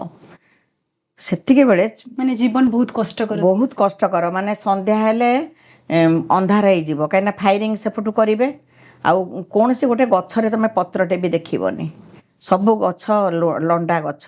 ତାପରେ ବଙ୍କର ଭିତରେ ରହିବ, ମାନେ ରୋଡ଼ରୁ ତଳେ ଫାୟାରିଂ କଲେ ପାସ୍ ହେଇଯିବ, ଆଉ କେହି ଆଫେକ୍ଟେଡ଼ ହେବେନି। ବଙ୍କର ଭିତରେ ଗୋଟିଏ ପ୍ରଭୁ କଷ୍ଟ ଭିତରେ ଆନନ୍ଦ ଦେଇଥାନ୍ତି। ସନ୍ଧ୍ୟା ହେଲେ ପିଲାମାନଙ୍କର ସତ୍ସଙ୍ଗ ଆରମ୍ଭ ହୁଏ। ସେଠି ସବୁ ଭଗବାନ କାହାକୁ କ'ଣ ଦେଇଛନ୍ତି, କାହାକୁ ମୁଦି ଦେଇଛନ୍ତି, କାହାକୁ ରୋଗ ଭଲ କରିଛନ୍ତି, କାହାକୁ ଲିଙ୍ଗ ଦେଇଛନ୍ତି, କାହାକୁ ମାନେ ଯେଉଁ ମାନେ ଅମୃତ ଶିଶି ଶିଶି ଆମେ ସେଠି ଖାଇଛୁ। ପ୍ରଭୁଙ୍କର ଝରିଥାଏ, ପିଲାମାନେ ନେଇଥାନ୍ତି। ଆଉ ପ୍ରଭୁ ପୁରା ରହନ୍ତି ସେ, ମାନେ ପୁରା ଏନର୍ଜେଟିକ୍ କରି। ପୁଣି ସକାଳୁ ଜର୍ଣ୍ଣି ଆରମ୍ଭ, ପୁଣି ସକାଳୁ ଜଳଖିଆ ଯାଏ, ପୁଣି 4ଟା ପାର୍ଟ ହେଇଯାଉ। କେଉଁଠି ମେଡ଼ିକାଲ କ୍ୟାମ୍ପ ହେବ, କିଏ ଡ୍ରେସ୍ ବାଣ୍ଟିବ, କିଏ କନଷ୍ଟ୍ରକ୍ସନ୍ 78 ହାଉସ୍ ସେମାନେ କଲେ। ଖାଲି ମାନେ କାର୍ପେଣ୍ଟର ବି ଆମେ ସାଙ୍ଗରେ ନେଇକି ମାନେ ପିଲାମାନେ ସେମାନେ ସବୁ ଯାଇଥିଲେ। ତ ସେଠି ଯେଉଁ ମାନେ ଗ୍ରାମ ସେବା କରିବାଟା ଏତେ ସହଜ ନୁହଁ। ଯେଉଁ ସବୁ ବାଣ୍ଟିଲୁ ଆମେ, ଯେଉଁ ଜିନିଷ ସବୁ ବାଣ୍ଟିଲୁ, ଏତେ ସହଜ ନୁହଁ। ଗୋଟେ ଘର ଉପରେ, ଗୋଟେ ଘର ବହୁତ ଉଚ୍ଚାରେ, ମାନେ ଅପ୍ ଡାଉନ୍ରେ ଯିବାକୁ। ଆଉ ମୁସଲିମ ସଂଖ୍ୟା ବହୁତ। ଲାଷ୍ଟ ଗାଁ ସହୁରା ବୋଲି ଗୋଟେ ଗାଁ, ସେଇଠି ଜଣେ ଆସିଲେ, ବୃଦ୍ଧ ଭଦ୍ର ବ୍ୟକ୍ତି। ସିଏ ଆସିକି କହିଲେ ଏଠିକି କେବଳ ଆସିପାରେ ଡେଥ୍ ଆଉ ଆଲ୍ଲାହ, ତମେ ମାନେ କିଏ? ସେଠୁ ପିଲାମାନେ ସ୍ୱାମୀଙ୍କ ଚିତ୍ରପଟ ଦେଖେଇଲେ, ଏଇ ଆମକୁ ପଠେଇଛନ୍ତି। ତାଙ୍କର ଗୋଟେ ରିଅଲାଇଜେସନ୍ ହେଲା, ଆପଣ ମାନେ ଅଫିସିଆଲ୍ସ କୁହନ୍ତୁ, ଆର୍ମି କୁହନ୍ତୁ, ସେଠିକାର ବାସିନ୍ଦା କୁହନ୍ତୁ, ଯେ ଆମ ପ୍ରତି ଏମାନଙ୍କର ଏତେ ଲଭ୍। ଏମାନେ ଆସିଛନ୍ତି, ଏତେ ମାନେ ଭାରତର ସବୁ ରାଜ୍ୟର ପିଲା ଥିଲେ, ଜଣେ ହଉ 2 ଜଣ ହଉ। ଓଡ଼ିଶାର ଭାଗ୍ୟ ଆମେ 2 ଜଣ ଥିଲୁ, ମା ପୁଅ। କିନ୍ତୁ ସେଇଠି ଯୋଉ ଆପଣ ମାନେ ଗଲେ, ଆଉ ଭାରତୀୟ ସେନା ସେଇଠି ଥିଲା, ଇଣ୍ଡିଆନ ଆର୍ମି ଆଉ ଆପଣ ଭିତରେ ସମ୍ପର୍କଟା କେମିତି ଥିଲା? ସେଠି ଯେତେବେଳେ ଆମେ, ଧର ମୁଁ ଓଡ଼ିଆରେ କଥା ହେଉଛି, ଧର ଓଡ଼ିଆ ପିଲାଟିଏ, କିଏ କେଉଁ ଜାଗାର, ଓଡ଼ିଶାର ବ୍ରହ୍ମପୁରର, କିଏ କୋରାପୁଟରୁ, କିଏ ଯାଇଛି, ବିଭିନ୍ନ ଜାଗାରୁ ସବୁ ଯାଇଛନ୍ତି। ସେମାନେ ଓଡ଼ିଆ ଭାଷା ଶୁଣିକି ଆସୁଥିଲେ। ଆପଣ ଓଡ଼ିଶାର, ମାନେ ତାଙ୍କୁ ଲାଗୁଥିଲା କି ଆମେ ସବୁ ପାଇଗଲୁ ବୋଲିକିନା। ତାପରେ ସନ୍ଧ୍ୟାବେଳ ଯେଉଁ ସତ୍ସଙ୍ଗଟା, ସେଇଟା ବହୁତ ସେମାନଙ୍କୁ ଏନର୍ଜି ଦେଉଥିଲା। ସେମାନଙ୍କର ଯେଉଁ ଲାଇଫ୍ ଏତେ ଟ୍ରାଜେଡ଼ି, ଏତେ କଷ୍ଟକର, ମାନେ ମା ନ ଦେଖିଲେ କେହି ମାନେ ଆମେ ମାନେ ଫିଲ୍ମରେ ଦେଖୁଛନ୍ତି, କିନ୍ତୁ ଏତେ କଷ୍ଟ ପାଆନ୍ତି। ଦିନେ ଦିନେ ଗୋଟେ ଗୋଟେ ଆର୍ମି ସେମାନେ ଖାଇ ନଥାନ୍ତି, 3 ଦିନ ଯାଏ ଖାଇ ନଥାନ୍ତି। କିନ୍ତୁ ଏଇ ଯେଉଁ ପ୍ରଭୁ ଯେଉଁ ଟିମ୍ଟାକୁ ପଠାଇଥିଲେ, ତାଙ୍କ ସାଙ୍ଗରେ ହନୁମାନ ଚାଳିଶା ଚାଣ୍ଟିଂ, ବେଦ ପାଠ, କାଶ୍ମୀର ପାକିସ୍ତାନ ବର୍ଡ଼ରରେ, ଏଇଟା ଗୋଟେ ଛୋଟିଆ କଥା ନୁହଁ। ପ୍ରଭୁଙ୍କ ଇଚ୍ଛା ବିନା ହେଇପାରିବନି। ତାପରେ ଯେତେବେଳେ ବି ଆମେ ବାହାରୁ ଯେଉଁଠିକି ସେବା କାମ ପାଇଁ, ରାସ୍ତା ସାରା ଭଜନ ଚାଲିଥାଏ ବସ୍ରେ, ଆଉ ସାଇ ଗାୟତ୍ରୀ ଭଗବାନଙ୍କର ଚାଲିଥାଏ। ଭଗବାନଙ୍କୁ ନେଇକି ଯେତେବେଳେ ସେମାନେ ମାନେ ସେଠି ପିଲାମାନେ ତାଙ୍କର ରିପ୍ରେଜେଣ୍ଟେଟିଭ୍ ଭଳିଆ ଯେତେବେଳେ କାମ କଲେ, ସେଟା ସବୁ ଅନୁଭବର ବିଷୟ। ସେମାନେ ଏଲ୍ଓସିଟା ତ ଗୋଟେ ବହୁତ ମାନେ ଚ୍ୟାଲେଞ୍ଜିଂ ଜାଗା, ଯୋଉଠିକି ସମସ୍ତଙ୍କୁ ବି ଯିବା ବୋଧେ ଆଲାଉ ନାହିଁ। ତ ଆପଣମାନଙ୍କୁ କେମିତି ପ୍ରଭୁ ପଠେଇଥିଲେ? ସେଥିରେ ପୁଣି ଆମେ 7 ଜଣ ଲେଡ଼ିଜ୍ ଥିଲୁ, ଇନକ୍ଲୁଡ଼ିଂ ଜଣେ ଡକ୍ଟରଙ୍କୁ ମିଶେଇକି। ତେଣୁ ମୋ ଭାଗ୍ୟ ଥିଲା ଯେ ଏଇସବୁ ଯେଉଁ ଦୃଶ୍ୟ, କାହିଁକିନା ତୋପ ଫୋପ କ'ଣ ଆମେ ସବୁ ଏମିତି ଦେଖୁଛି ମୁଁ ଫିଲ୍ମରେ କି ନହେଲେ ପ୍ୟାରେଡ୍ ଫିଲ୍ଡରେ, କିନ୍ତୁ ସେଠି ଆମେ ସ୍ୱତନ୍ତ୍ର ଦେଖୁଥିଲି ମୁଁ ଗୋଟେ ଗୋଟେ ଗାଡ଼ି ପାସ୍ କରୁଥିଲା। ଆଉ ଆମେ ତ ଠିକ୍ କାଶ୍ମୀର ଛାଡ଼ିଛୁ ପ୍ରଭୁଙ୍କର ସବୁ, ପ୍ରଭୁଙ୍କ ପାଇଁ ସବୁ ଜିନିଷ କିଣିଲେ କାଶ୍ମୀରରୁ, ପ୍ରଭୁଙ୍କ ପାଇଁ ଶାଲ୍, ତାଙ୍କର ବାଥମେଟ୍ ମାନେ ତାଙ୍କ ପାଇଁ ଯାହା ସବୁ ପିଲାମାନେ ଚଏସ୍ କରି ସବୁ କିଣିଲେ। ପିଲାମାନେ ସ୍ୱାମୀଙ୍କ ପାଇଁ କିଛି ଗିଫ୍ଟ କିଣିଲେ କାଶ୍ମୀରରୁ। କାଶ୍ମୀରରେ ଆମେ ଯେତେବେଳେ ଛାଡ଼ିଲୁ, ଆମେ ଜଷ୍ଟ କ୍ରସ୍ କରିଛୁ, ବମ୍ ବ୍ଲାଷ୍ଟ ହେଇଛି ଆଉ ଆଇସ୍ ଫଲ୍ ହେଇଛି, ଯେଉଁଟାକି ହେଇଥିଲେ ଆମେ ଆଉ ଜନ୍ମଦିନରେ ପ୍ରଭୁଙ୍କ ପାଖରେ ପହଞ୍ଚି ପାରିନଥାନ୍ତୁ। କାହିଁକିନା ସେଟା ଥିଲା 2005ର। ଯେଉଁ ପିଲାମାନେ ଯାଇଥିଲେ ସେମାନଙ୍କୁ ସମସ୍ତଙ୍କୁ ଡ୍ୟୁଟି ଦିଆଯାଇଥିଲା, ପ୍ରଭୁ ଦେଇଥିଲେ ଆଗରୁ। ତେଣୁ ତାଙ୍କୁ ଯେମିତି ହେଲେ 19ରେ ପହଞ୍ଚିବାର ଥିଲା। ଆମେ 19 ତାରିଖରେ ହିଁ ପହଞ୍ଚିଲୁ ପୁଟ୍ଟପର୍ତ୍ତିରେ ସମସ୍ତେ। ମାନେ ଆଉ 19 ଦିନ ବିତେଇବାର 19 ଦିନ, ହଁ ହଁ, ସବୁଟା ତ କହିହେବନି। ଆଉ ଏତେ ସେମାନଙ୍କର ସବୁ ଅଫିସିଆଲ୍ସ ମାନଙ୍କର ବି ଶ୍ରୀନଗରରେ ଏମିତି ଭାବରେ ଆମକୁ ସେମାନେ ୱେଲକମ୍ ଜଣେଇଲେ, ମାନେ ଗୋଟେ ରାଜକୀୟ ଢଙ୍ଗରେ, ଯେ ସ୍ୱାମୀଙ୍କ ଡିଭୋଟି ଆସିଛନ୍ତି। ତେଣୁ ସ୍ୱାମୀଙ୍କୁ ନେଇକି ମଣିଷର ଜୀବନର ମୂଲ୍ୟ କେତେ ବଢ଼ିଯାଏ। ସେଥିପାଇଁ କୁହାଯାଏ କି with God we are hero, without God we are zero. ନହେଲେ ମୋର କ'ଣ ଅସ୍ତିତ୍ୱ? ଏତେ ସବୁ ଯେଉଁ ଦେଖିଲି, ମୁଁ ଏଗୁଡ଼ା ସବୁ ଦେଖିକିନା ଏତେ ମାତ୍ରାରେ ହେଇଯାଇଥିଲି। ତାପରଠୁ ମୋର ଆଉ ଗୋଟେ ଭୟ, ମାନେ ଗୋଟେ ମାନେ ବହୁତ ଇଏ ହେଇଗଲି ମୁଁ ନିଜକୁ ବହୁତ। ଜୀବନ ଜୀଇବାର ସୁଯୋଗ ଭଗବାନ ଆପଣଙ୍କୁ ସେଇଠି ପ୍ରଦାନ କଲେ। ଆଉ ସେପରି ତ ଆପଣଙ୍କ ଜୀବନରେ ଅନେକ ଅନୁଭୂତି ଥିବ, ପ୍ରତ୍ୟେକଟି ମୁହୂର୍ତ୍ତ ଭଗବାନଙ୍କ ସହିତ ତ ଗୋଟେ ଗୋଟେ ଅନୁଭୂତି। କିନ୍ତୁ ଯଦି ପଚରାଯାଏ ଯେ ଆପଣଙ୍କ ଜୀବନର ସବୁଠାରୁ ଅନ୍ତରଙ୍ଗ ଅନୁଭୂତି କେଉଁଟା ଭଗବାନଙ୍କ ସହିତ, ଆପଣ କେଉଁଟାକୁ କହିବେ? ଅନ୍ତରଙ୍ଗ ଅନୁଭୂତି ହେଉଛି, ଆମର ସେବା କାମ ଚାଲିଥାଏ, ମୁଁ ସୁପର ହସ୍ପିଟାଲରେ ଥାଏ। ସେଇଠୁ ଅନିଲ କୁମାର ସାର୍ ଆନାଉନ୍ସ କଲେ କୁଲବନ୍ତ ହଲ୍ରେ ଯେ ଆଜି MBA ପିଲାଙ୍କର ଡ୍ରାମା କାଲି ଅଛି, ଆଉ ଯେଉଁମାନେ ପାଖାପାଖି ପ୍ୟାରେଣ୍ଟସ୍ ଅଛନ୍ତି ସେମାନେ ଯାଇକି ଡ୍ରାମା ଦେଖିପାରିବେ। ପାସ୍ ମିଳିଥାଏ, ସତକୁ ସତ 2ଟା ପାସ୍। ଏଇଟା 2002ର ଘଟଣା, 2002 ଅଗଷ୍ଟ 22। ସେଠୁ ପାସ୍ 2ଟା ଯାଇକିନା ପହଞ୍ଚିଲା ସୁପର ହସ୍ପିଟାଲରେ। ଯେହେତୁ ମୋ ଗ୍ରୁପ୍ ଲିଡ଼ର ସରୋଜିନୀ ଅପା, ତାଙ୍କୁ ଗୋଟେ ପାସ୍ ଦେଲି, ମୁଁ ଆଣିଲି। ମୁଁ ଡ୍ୟୁଟି ବେଳେ କେବେ ଖିଲାପ କରିବା ପାଇଁ ଚାହେଁନି ସେଦିନ, କିନ୍ତୁ ଲକିଲି ରବିବାର ସେଦିନ ଥିଲା। ରବିବାର ଦିନ ଆମେ କ'ଣ କଲୁ ନା, ସକାଳେ ସବୁ ସେବା କାମ ସାରିଦେଇକି, କ୍ଲିନିଂ କାମ ସାରିଦେଇକି, ସବୁ ଖାଇବା ପିଇବା ବ୍ୟବସ୍ଥା କରିଦେଇକି ଆମେ 2ଟା ବେଳେ ଆସିକି ପହଞ୍ଚିଲୁ ଅଡ଼ିଟୋରିୟମରେ ପିଲାଙ୍କ କଲେଜର। ଯେତେବେଳେ ବିଫୋର୍ ଟାଇମ୍ ଆମେ ଆସିଗଲୁ, ସେତେବେଳକୁ ପ୍ରିପାରେସନ୍ ଚାଲିଥାଏ। ଆମେ ଯେଉଁ ଜାଗାରେ ବସିଲୁ, ଫ୍ରଣ୍ଟରେ ଏମିତି ବସିଛୁ, ସାଡ଼ୁ ଭଗବାନଙ୍କର ରୂପାର ସିଂହାସନ 2ଟା ପିଲା ନେଇକି ଆସୁଛନ୍ତି। ଆମେ ଏଠି ବସିଛୁ, ସେ ସିଂହାସନଟାକୁ ଆମ ପାଖରେ ପକେଇଲେ। ମୋର ଗୋଟେ ପ୍ରଥମରୁ ଭୟ, ମୁଁ ବସିଲେ କେଉଁଠି ମୋତେ ଉଠେଇ ଦେବେ, ମୁଁ ପଛକୁ ଯିବା ପାଇଁ। ଅପା କହିଲେ ଯେ ହେଇ ବସ୍, ସେଠି ବସିଛୁ। ସେଇଠିର ଜଣେ ମ୍ୟାଡ଼ାମ୍ ଆସି କହିଲେ, you people are very fortunate because Swami will come and sit near you. ମୁଁ ଏଇଠି ବସିଛି, ଏଇଠି ପାଣି ପଟ୍, ଏଇଠି ସ୍ୱାମୀ, ଆଉ ତଳେ ଗୋଟେ ଛୋଟ ଫ୍ୟାନ୍ ଇଏ ହେଉଛି। ଯେତେବେଳେ ସ୍ୱାମୀକି ଅଣାଗଲା, ଓଡ଼ିଶାର ଡ୍ୟୁଟି ଚାଲିଥିଲା ତ, କର୍ଡ଼ନ୍ ଭିତରେ ସ୍ୱାମୀଙ୍କୁ କୁଲବନ୍ତ ହଲ୍ରୁ ସ୍ୱାମୀ ଆସିଲେ। ସବୁ ସାର୍ ମାନେ ବସିଛନ୍ତି, ଗୋଲାପ ଫୁଲ ନେଇକି ସମସ୍ତଙ୍କ ହାତରୁ ଗୋଲାପ ଫୁଲ ନେଉଥାନ୍ତି। ଗୋଲାପ ଫୁଲ ତାଙ୍କ ପକେଟରେ ପୁଣି ଦେଇ ଦେଉଥାନ୍ତି। ତାପରେ ଷ୍ଟେଜ୍ ପଛକୁ ଗଲେ, ପିଲାଙ୍କର ଗ୍ରୀନ୍ ରୁମ୍କୁ, କାହାର ମେକଅପ୍ ଭଲ ଠିକ୍, ବାବା ସବୁ ଦେଖନ୍ତି ନା, ପର୍ଟିକୁଲାର ସେ ବହୁତ, ସେ ନିଜେ ସବୁ ଦେଖିଲେ, ସବୁ କଷ୍ଟ୍ୟୁମ୍ସ ପିଲାଙ୍କର, ସବୁ ପିଲା ଠିକ୍ ରେଡ଼ି ହେଇଛନ୍ତି କି ନାହିଁ। ତାପରେ ଆସିକି ଯେତେବେଳେ ବସିଲେ, ମୁଁ ସେତିକି ବେଳରୁ ଥରୁଛି, ମୁଁ ଆଉ ଡ୍ରାମା ଦେଖିବି କ'ଣ। ସେ ଡ୍ରାମାର ମଝିରେ ଗୋଟେ ଥିମ୍ ଥିଲା, ରାମକୃଷ୍ଣ ପରମହଂସ ଆଉ ବିବେକାନନ୍ଦ। ବିବେକାନନ୍ଦ ହେଇଛନ୍ତି ବିବେକ, ଆପଣଙ୍କ ପୁଅ। ହଁ, ତା ଆଗରୁ ବି ତାକୁ ପ୍ରଭୁ ପଏଣ୍ଟ ଆଉଟ୍ କରିଛନ୍ତି ଯେ ତୁ ବିବେକାନନ୍ଦ ଏତେ ପତଳା ନଥିଲେ, ତାକୁ ସବୁ ଭିତରେ କପଡ଼ା ଫପଡ଼ା ବାନ୍ଧିକିନା ମୋଟା କରିଦେଇଛନ୍ତି। ଆଉ ବିବେକାନନ୍ଦ, ରାମକୃଷ୍ଣ ପରମହଂସକୁ ସେ ମାଗୁଛି, ମୋ ବାପା ମା ଖାଇବାକୁ, ଆମ ଘରେ ଏତେ ଅଭାବ, ଆଉ ଆପଣ କିଛି କରନ୍ତୁ ନା, ଯା ମାଆକୁ ମାଗେ। ଇଏ ଯେତେ ଥର ବିବେକାନନ୍ଦ ଯାଉଛନ୍ତି ମାଆଙ୍କୁ ମାଗିବା ପାଇଁ ସମ୍ପତ୍ତି କି ଘରର ନିଜର କମ୍ଫର୍ଟ, ସେତେବେଳେ ତାଙ୍କ ପାଟିରୁ ଖାଲି ବାହାରୁଛି, ମୋତେ ପ୍ରଭୁ କର୍ମ ଭକ୍ତି ଜ୍ଞାନ। 3 ଥର ବିବେକାନନ୍ଦ ଗଲେ, 3 ଥର ଫେରୁଛନ୍ତି, କର୍ମ ଭକ୍ତି ଜ୍ଞାନ ତାଙ୍କ ପାଟିରୁ ବାହାରୁଛି। ସେତେବେଳକୁ ମୁଁ ଅନେଇଲା ବେଳକୁ ପ୍ରଭୁ ତାଙ୍କର ଚୁଟି ଗୁଡ଼ା ତ ଫ୍ୟାନ୍ଟା ଚାଲିଛି, ଚୁଟି ଗୁଡ଼ାକ ପଶି ଯାଉଛି, ଏମିତି କାଟୁଛନ୍ତି, ମୋତେ ଏମିତି ଅନଉଛନ୍ତି। ଆ ଭିତରେ କ'ଣ ହେଇଛି, ଯେତେବେଳେ କର୍ମଭକ୍ତି ଜ୍ଞାନ ମାଗୁଛି, ବିବେକାନନ୍ଦ ମାଗୁଛନ୍ତି, ଆମ ଘର ବିନା କାରଣରେ ଗୋଟେ ମିଛ ଆଲିଗେସନ୍ ଦେଇକିନା ରେଡ୍ କରାହେଇଛି, ଆଉ ସବୁ ଘରୁ ବାହାର କରିକି ନିଆକିନା ଟ୍ରକ୍ରେ ଲୋଡ୍ ସରିଲା। ରାଉରକେଲାରେ। ହଁ, ଆଉ ମୁଁ ତ ଅଛି ପ୍ରଶାନ୍ତିରେ, ଖବର ପାଇନି। ତାପରେ ଡ୍ରାମା ସରିଲା, ପିଲାଙ୍କୁ ସ୍ୱାମୀ ଯାହା ତାଙ୍କର ଆଳତି ନେଲେ, ପିଲା ଖୁସିରେ ଇଏ ଗଲେ, ସ୍ୱାମୀ ଆସିଲେ, ଆମେ ବି 2 ଜଣ ଯାକ ଆସିଲୁ, ମାନେ ଆଶ୍ରମକୁ ଆସିଲୁ। ଆକ୍ଚୁଆଲି ଡ୍ୟୁଟି ବେଳେ ଆମେ କେବେ ଆଶ୍ରମ ଆସୁନା, ସେଦିନ ଆସିଛୁ ତ ଟିକେ ଯାଇକି ଭାଇ ଭଉଣୀକୁ ଦେଖିକି ଆସିବି। ସେତିକି ବେଳକୁ ଜଣେ ଭାଇ ଆସି ଖବର ଦେଲେ, ଆପଣଙ୍କର ଘର ରେଡ୍ ହେଇଛି।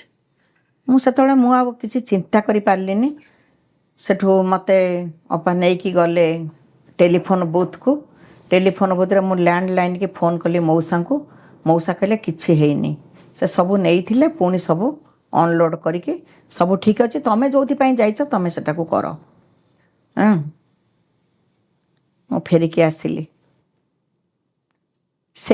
ଏଇଠି କହିବାକୁ ଚାହିଁବି, ଭଗବାନ ଯେତେବେଳେ ଅହେତୁକ ମାନେ କୃପା କରନ୍ତି, ମୁଁ ପାଖରେ ବସିଛି, ଏପଟେ ଘରେ ରେଟ୍ ଚାଲିଛି। ମୋର ବୁଝିବା ଅନୁସାରେ ଯେ ସେଇଠି ହିଁ ଭଗବାନ କର୍ମ କାଟୁଥିଲେ। ଆହୁରି ଗୋଟେ କିଛି ଥିଲା, ସେ ଏଇ ଯେଉଁ ସାନ୍ନିଧ୍ୟଟା ମୋତେ ମିଳିଲା, ମୁଁ ଖୁସି ହେଇଯିବି, ମୁଁ ବାବାଙ୍କ ନା, ସେଇଟା ତା'ର ଲକ୍ଷ୍ୟ ନଥିଲା। ସେଇଠି ମୋତେ ବସେଇକି ମୋ କର୍ମକୁ ସେ ଠିକ୍ କରୁଥିଲେ, ଯେଉଁଟାକି ମୋ ପାଇଁ ସେଇଟା ଗୋଟେ।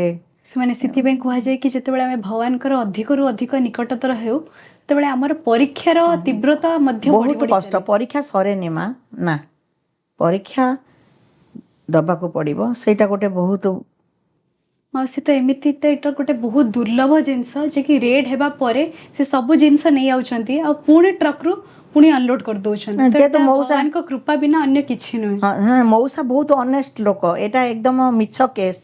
ତେଣୁ ସେମାନେ ନିଜେ କେମିତି କ'ଣ ରିଏଲାଇଜ୍ କରିକିନା ସବୁ ଜିନିଷ ଫେରେ। ସେତେବେଳେ ମୋ ଝିଅ ପାଇନଥିଲା ଅନନ୍ତପୁରରେ, ଝିଅ ଥିଲା ଘରେ, ଶ୍ୱଶୁର ବି ଥିଲେ, ଆଉ ସାରା ଲାଇନ୍ର ଲୋକ ତାଙ୍କୁ ସେଦିନ ସାହାଯ୍ୟ କରିଥିଲେ, ଖାଇବାକୁ ଦେଇଥିଲେ।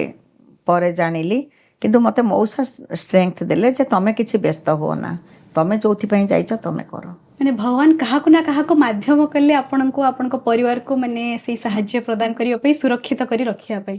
ମାଉସୀ 2008 ମସିହା ପର୍ଯ୍ୟନ୍ତ, ଯେପରି ଆପଣ କହିଲେ, ଆପଣ ସୁପର ସ୍ପେଶାଲିଟି ହସ୍ପିଟାଲରେ ସେବା କରୁଥିଲେ, ତାପରେ ଏପର୍ଯ୍ୟନ୍ତ ଆପଣ ଆଉ କେଉଁ କେଉଁ ସ୍ଥାନରେ ସେବାର ସୁଯୋଗ ପାଇଛନ୍ତି? 2008 ପରେ ମୁଁ ସାଉଥ୍ କ୍ୟାଣ୍ଟିନ୍ର ଗ୍ରୁପ୍ ଲିଡର ହିସାବରେ 2012 ପର୍ଯ୍ୟନ୍ତ ବର୍ଷକୁ 3 ଥର ଆସେ। ଆଉ 2012ରେ ଯେତେବେଳେ ମୋତେ ଓଡ଼ିଶାର ସର୍ଭିସ୍ କୋଅର୍ଡ଼ିନେଟର ଦାୟିତ୍ୱ ଦିଆଗଲା, ତେଣୁ ସବୁ ସେକ୍ଟରର ସେବା କାମର ସୁଯୋଗ ପାଇଲି, ସବୁ ସେକ୍ଟର ବିଷୟରେ ଜାଣିଲି। ଆପଣଙ୍କର north canteen, western canteen, Kulwant hall, library, museum, ଏସବୁ ବିଷୟରେ, ଗାୟତ୍ରୀ ମନ୍ଦିର, ଯେଉଁ ଯେଉଁ ଜାଗାରେ ଆମର ସବୁ ସେବା ଦିଆଯାଏ, ସବୁ ସେ ଅଭିଜ୍ଞତା ମୋର ହେଲା।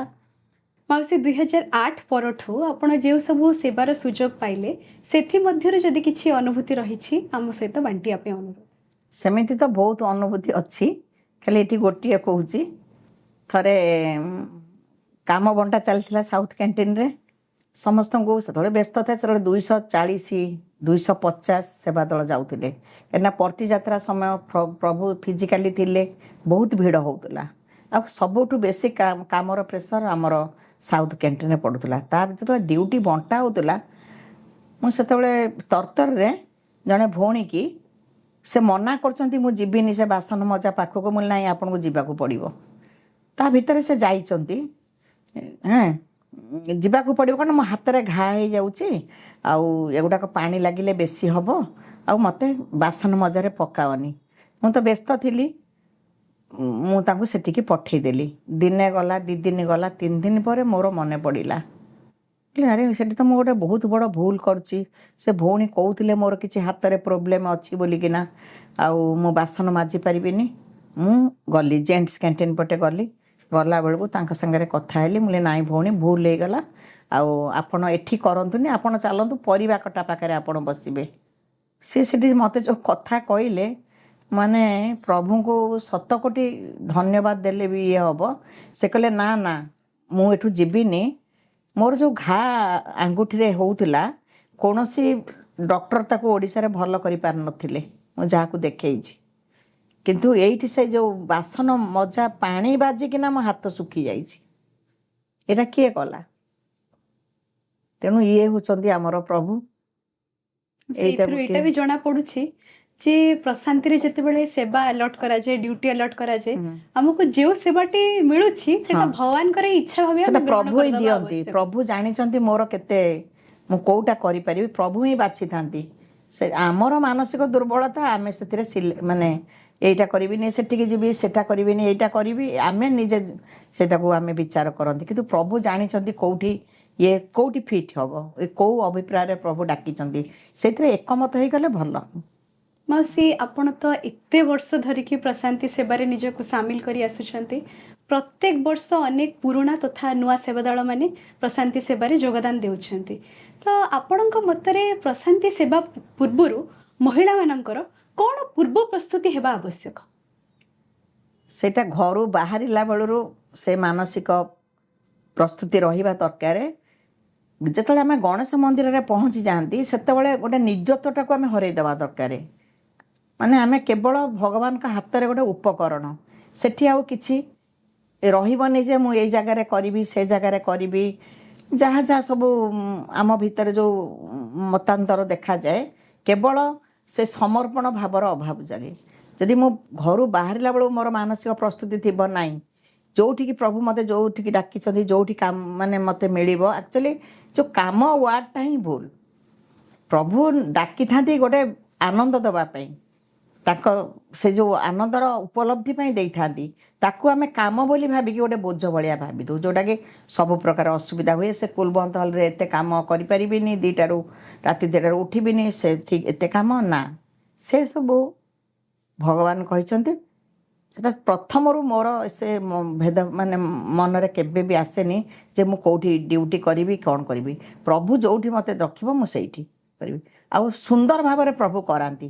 ଯେଉଁମାନେ ଆମେ ସମର୍ପଣ ଭାବ ଯେଉଁମାନେ ନେଇକି ଯିବେ ପ୍ରଭୁଙ୍କ ପାଖକୁ, ସେ ତାଙ୍କୁ ସୁନ୍ଦର ଭାବରେ ପ୍ରଭୁ ତାକୁ ମାନେ ଇଏ କରନ୍ତି, ସେବା କାର୍ଯ୍ୟରେ ତାଙ୍କୁ ନିୟୋଜିତ କରନ୍ତି। କିନ୍ତୁ ନିଜର ଯେତେବେଳେ ଆମର ସିଲେକ୍ସନ୍ ଆସିଯାଏ, ସେଠି ଆଉ ପ୍ରଭୁ ଇଣ୍ଟରଫିୟର କରିବେନି। ତେଣୁ କରିକିନା ଡ୍ୟୁଟି ଯେଉଁଠି ଦିଆଯାଉଛି ସେଠି ସାଙ୍ଗେ ସାଙ୍ଗେ ଆମେ ରାଜି ହେବା କଥା। ଏଇ ଜାଗାଟାକୁ ହିଁ ପ୍ରଭୁ ମୋ ପାଇଁ ବାଛିଛନ୍ତି, ଆଉ କେହି ଗ୍ରୁପ ଲିଡର ବାଛି ନାହାନ୍ତି କି ଆଉ କେହି ବାଛି ନାହାନ୍ତି। ଏବଂ ନିଶ୍ଚିତ ଭାବେ ଯେତେବେଳେ ଆମେ ଗଣେଶ ମନ୍ଦିରରେ ପହଞ୍ଚନ୍ତି, ସେଇଠି ଆମର ନିଜତ୍ୱଟାକୁ ସେଇଠିକି ହରେଇ ଦେବା କଥା। ମୁଁ ଏମିତି ସେମିତି ନା, ସେଇଠୁ ଓଡ଼ିଶାର ପରିଚୟ ଆରମ୍ଭ ହୁଏ। ମୁଁ ଆଉ ମଞ୍ଜୁଳା ସାହୁ ନୁହଁ, ମୁଁ ହେଉଛି ଓଡ଼ିଶାକୁ ରିପ୍ରେଜେଣ୍ଟ କରୁଛି। ପୁଟପର୍ତ୍ତିରେ ଓଡ଼ିଶାରେ ଆମ ଜାଗାରେ ସେବା କରିବା ଆଉ ପ୍ରଶାନ୍ତିରେ ସେବା କରିବା ବହୁତ ହେଲ୍ ଆଣ୍ଡ ହେଭେନ୍ ତଫାତ ରହିଛି। କାହିଁକି ନା ସେଟା ଯେହେତୁ ଦିବ୍ୟ ମାନେ ଭଗବାନଙ୍କର ସ୍ଥାନ, ତାପରେ ଗୋଟେ ଇଣ୍ଟରନ୍ୟାସନାଲ ପ୍ଲେସ୍। ସେଠି ମୁଁ କେମିତି ନିଜକୁ ମାନେ ଏକ୍ସପୋଜ୍ କରିବି କେମିତି, ସେଥିପାଇଁ ମୋର କଥାବାର୍ତ୍ତା, ମୋର ଚାଲିଚଳନ, ମୋର ବ୍ୟବହାର ସବୁକିଛି ଓଡ଼ିଶାକୁ ରିପ୍ରେଜେଣ୍ଟ କରୁଛି। ଆମେ କିଛି କ'ଣ କରନ୍ତି ନା ସେଠି ଏଇ ଜାଗାରେ ଡ୍ୟୁଟି କରିବିନି, ସେଠି ମୋତେ ଦିଅ, ଏଇଟା ଭଲ ଲାଗୁନି ମୋର, ତାପରେ ଡ୍ୟୁଟି ମିଳିଲା ପରେ ତାପରେ ଆମେ କହନ୍ତି ମୋର ଏଇ ପ୍ରୋବ୍ଲେମ୍ ଅଛି, ମୁଁ ଏଇଟା କରିପାରିବିନି। ସେଇଗୁଡ଼ା ସବୁ ସମର୍ପଣ ଭାବର ଅଭାବ ମୁଁ ଭାବୁଛି। ମୁଁ ଭାବେ ଯଦି ଆମେ ପ୍ରକୃତରେ ସମର୍ପଣ କରିଛନ୍ତି ପ୍ରଭୁ ମୋତେ ସିଲେକ୍ଟ କରିଛନ୍ତି, ପ୍ରଭୁ ଜାଣିଛନ୍ତି ମୁଁ କେଉଁଠି କରିବି, ତେଣୁ ମୋତେ ସେଇ ଜାଗାରେ ନିଶ୍ଚିନ୍ତ ଦେବେ। ତେଣୁ ଦ୍ୱିମତ ହେବାର ଆଉ କିଛି ନାହିଁ। ତାପରେ ଆସିଲା ଖାଦ୍ୟପେୟ କଥା, ଯେଉଁଟାକି ଏକଦମ ମୋଟେ ଆଲୋଚନାର ବିଷୟବସ୍ତୁ ନୁହଁ। ଆଗରୁ କିଛି ନଥିଲା, ଗୋଟିଏ କ୍ୟାଣ୍ଟିନ୍ ଥିଲା। ମୁଁ କହୁଛି 90-91 ମସିହା ଯେତେବେଳେ ମୁଁ ଜାଣିବା ଭିତରେ କେବଳ ଗୋଟିଏ ହୋଟେଲ ବାହାରେ ଥିଲା, ସାଇ କୃପା ହୋଟେଲ। କେବଳ ଭାତ ଡାଲିଟେ ସେଠି ଓଡ଼ିଆ ଲୋକଙ୍କର ଭିଡ଼ ହୁଏ। ବର୍ତ୍ତମାନ ଦେଖିବା କେତେ ଅପସନ୍ସ ଅଛି।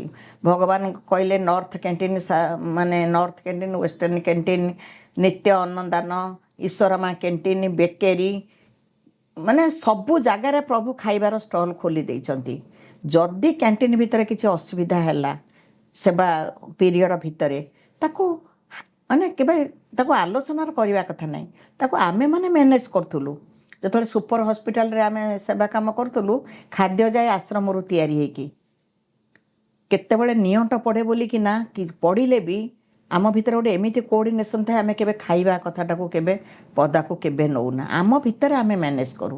ତେଣୁ ଓଡ଼ିଶାର ଡ୍ୟୁଟି ବେଳେ ଯେତେବେଳେ ଓଡ଼ିଶାର ଭାଇ ଭଉଣୀମାନେ ଦାୟିତ୍ୱରେ ଅଛନ୍ତି, ଯଦି ଖାଇବା କମ୍ ବେଶ ହେଲା ଆମେ ଭାବିବା କଥା, ଭଉଣୀମାନଙ୍କ ପାଇଁ ମୁଁ କହୁଛି ଯେ ଆମେ କିଛି ଖାଦ୍ୟ ଆମ ପାଖରେ ରଖିଥିବା, ସେଟାକୁ ଆମେ ନିଜେ ମ୍ୟାନେଜ୍ କରିକିନା ଆମେ ତାକୁ ଏତେ କାହାର ଚର୍ଚ୍ଚାର ବିଷୟ ଗୋଟେ କରିବାନି। କାହିଁକିନା ମୁଁ ଯାଇଛି ସାଧନା କରିବା ପାଇଁ, ପ୍ରଭୁ ମୋତେ ଡାକିଛନ୍ତି। ମୋର ଏଇ ଯେଉଁ 8 ଦିନର ସାଧନା, କି ଆମର ତ ଆଗରୁ 15 ଦିନ ମିଶିକିନା ଧର 25 ଦିନ ଯାଉଥିଲୁ, ବର୍ତ୍ତମାନ 8 ଦିନ ପ୍ରଭୁ କରିଦେଲେ, ତାପରେ 10 ଦିନ ଏବେ ଯାହା ବି ହେଇଗଲା ସେ ଆଡ଼କୁ ଆମେ ଯିବାନି। କିନ୍ତୁ ଖାଇବା ବିଷୟକୁ ନେଇକିନା ସେଠି ଆମେ ଚର୍ଚ୍ଚା କରିବା କଥା ନା, ଆମେ ନିଜକୁ ନିଜେ ମ୍ୟାନେଜ୍ କରିବା। କାହିଁକିନା ପ୍ରଭୁ ନିଜେ ଯାଆନ୍ତି MBA କ୍ଲାସ୍ ନେବା ପାଇଁ, ପ୍ରଭୁ ଯାଉଥିଲେ ମ୍ୟାନ୍ ମ୍ୟାନେଜମେଣ୍ଟ, ଯେଉଁଟା ପ୍ରଶାନ୍ତି ସେବା କେବଳ ମ୍ୟାନ୍ ମ୍ୟାନେଜମେଣ୍ଟ। ଆମେ ନିଜକୁ କେମିତି ସବୁ ପରିସ୍ଥିତିରେ ମ୍ୟାନେଜ୍ କରିକିନା ପ୍ରଭୁଙ୍କର ଉପକରଣ ହେଇପାରିବା, ସେଟା ଆଉ କିଛି ଚଏସ୍ ରଖିବା କଥା ନୁହଁ। ଚଏସ୍ ରଖିଲେ ଅସୁବିଧା ହେଉଛି। ସାଇରା ସେ ଆମେ ପ୍ରଶାନ୍ତି ସେବାର ତ ଆପଣ ଏତେ ଗୁଡ଼ିଏ ଅନୁଭୂତି ଆମ ସହିତ ବାଣ୍ଟିଲେ, ବହୁତ ସୁନ୍ଦର ଥିଲା।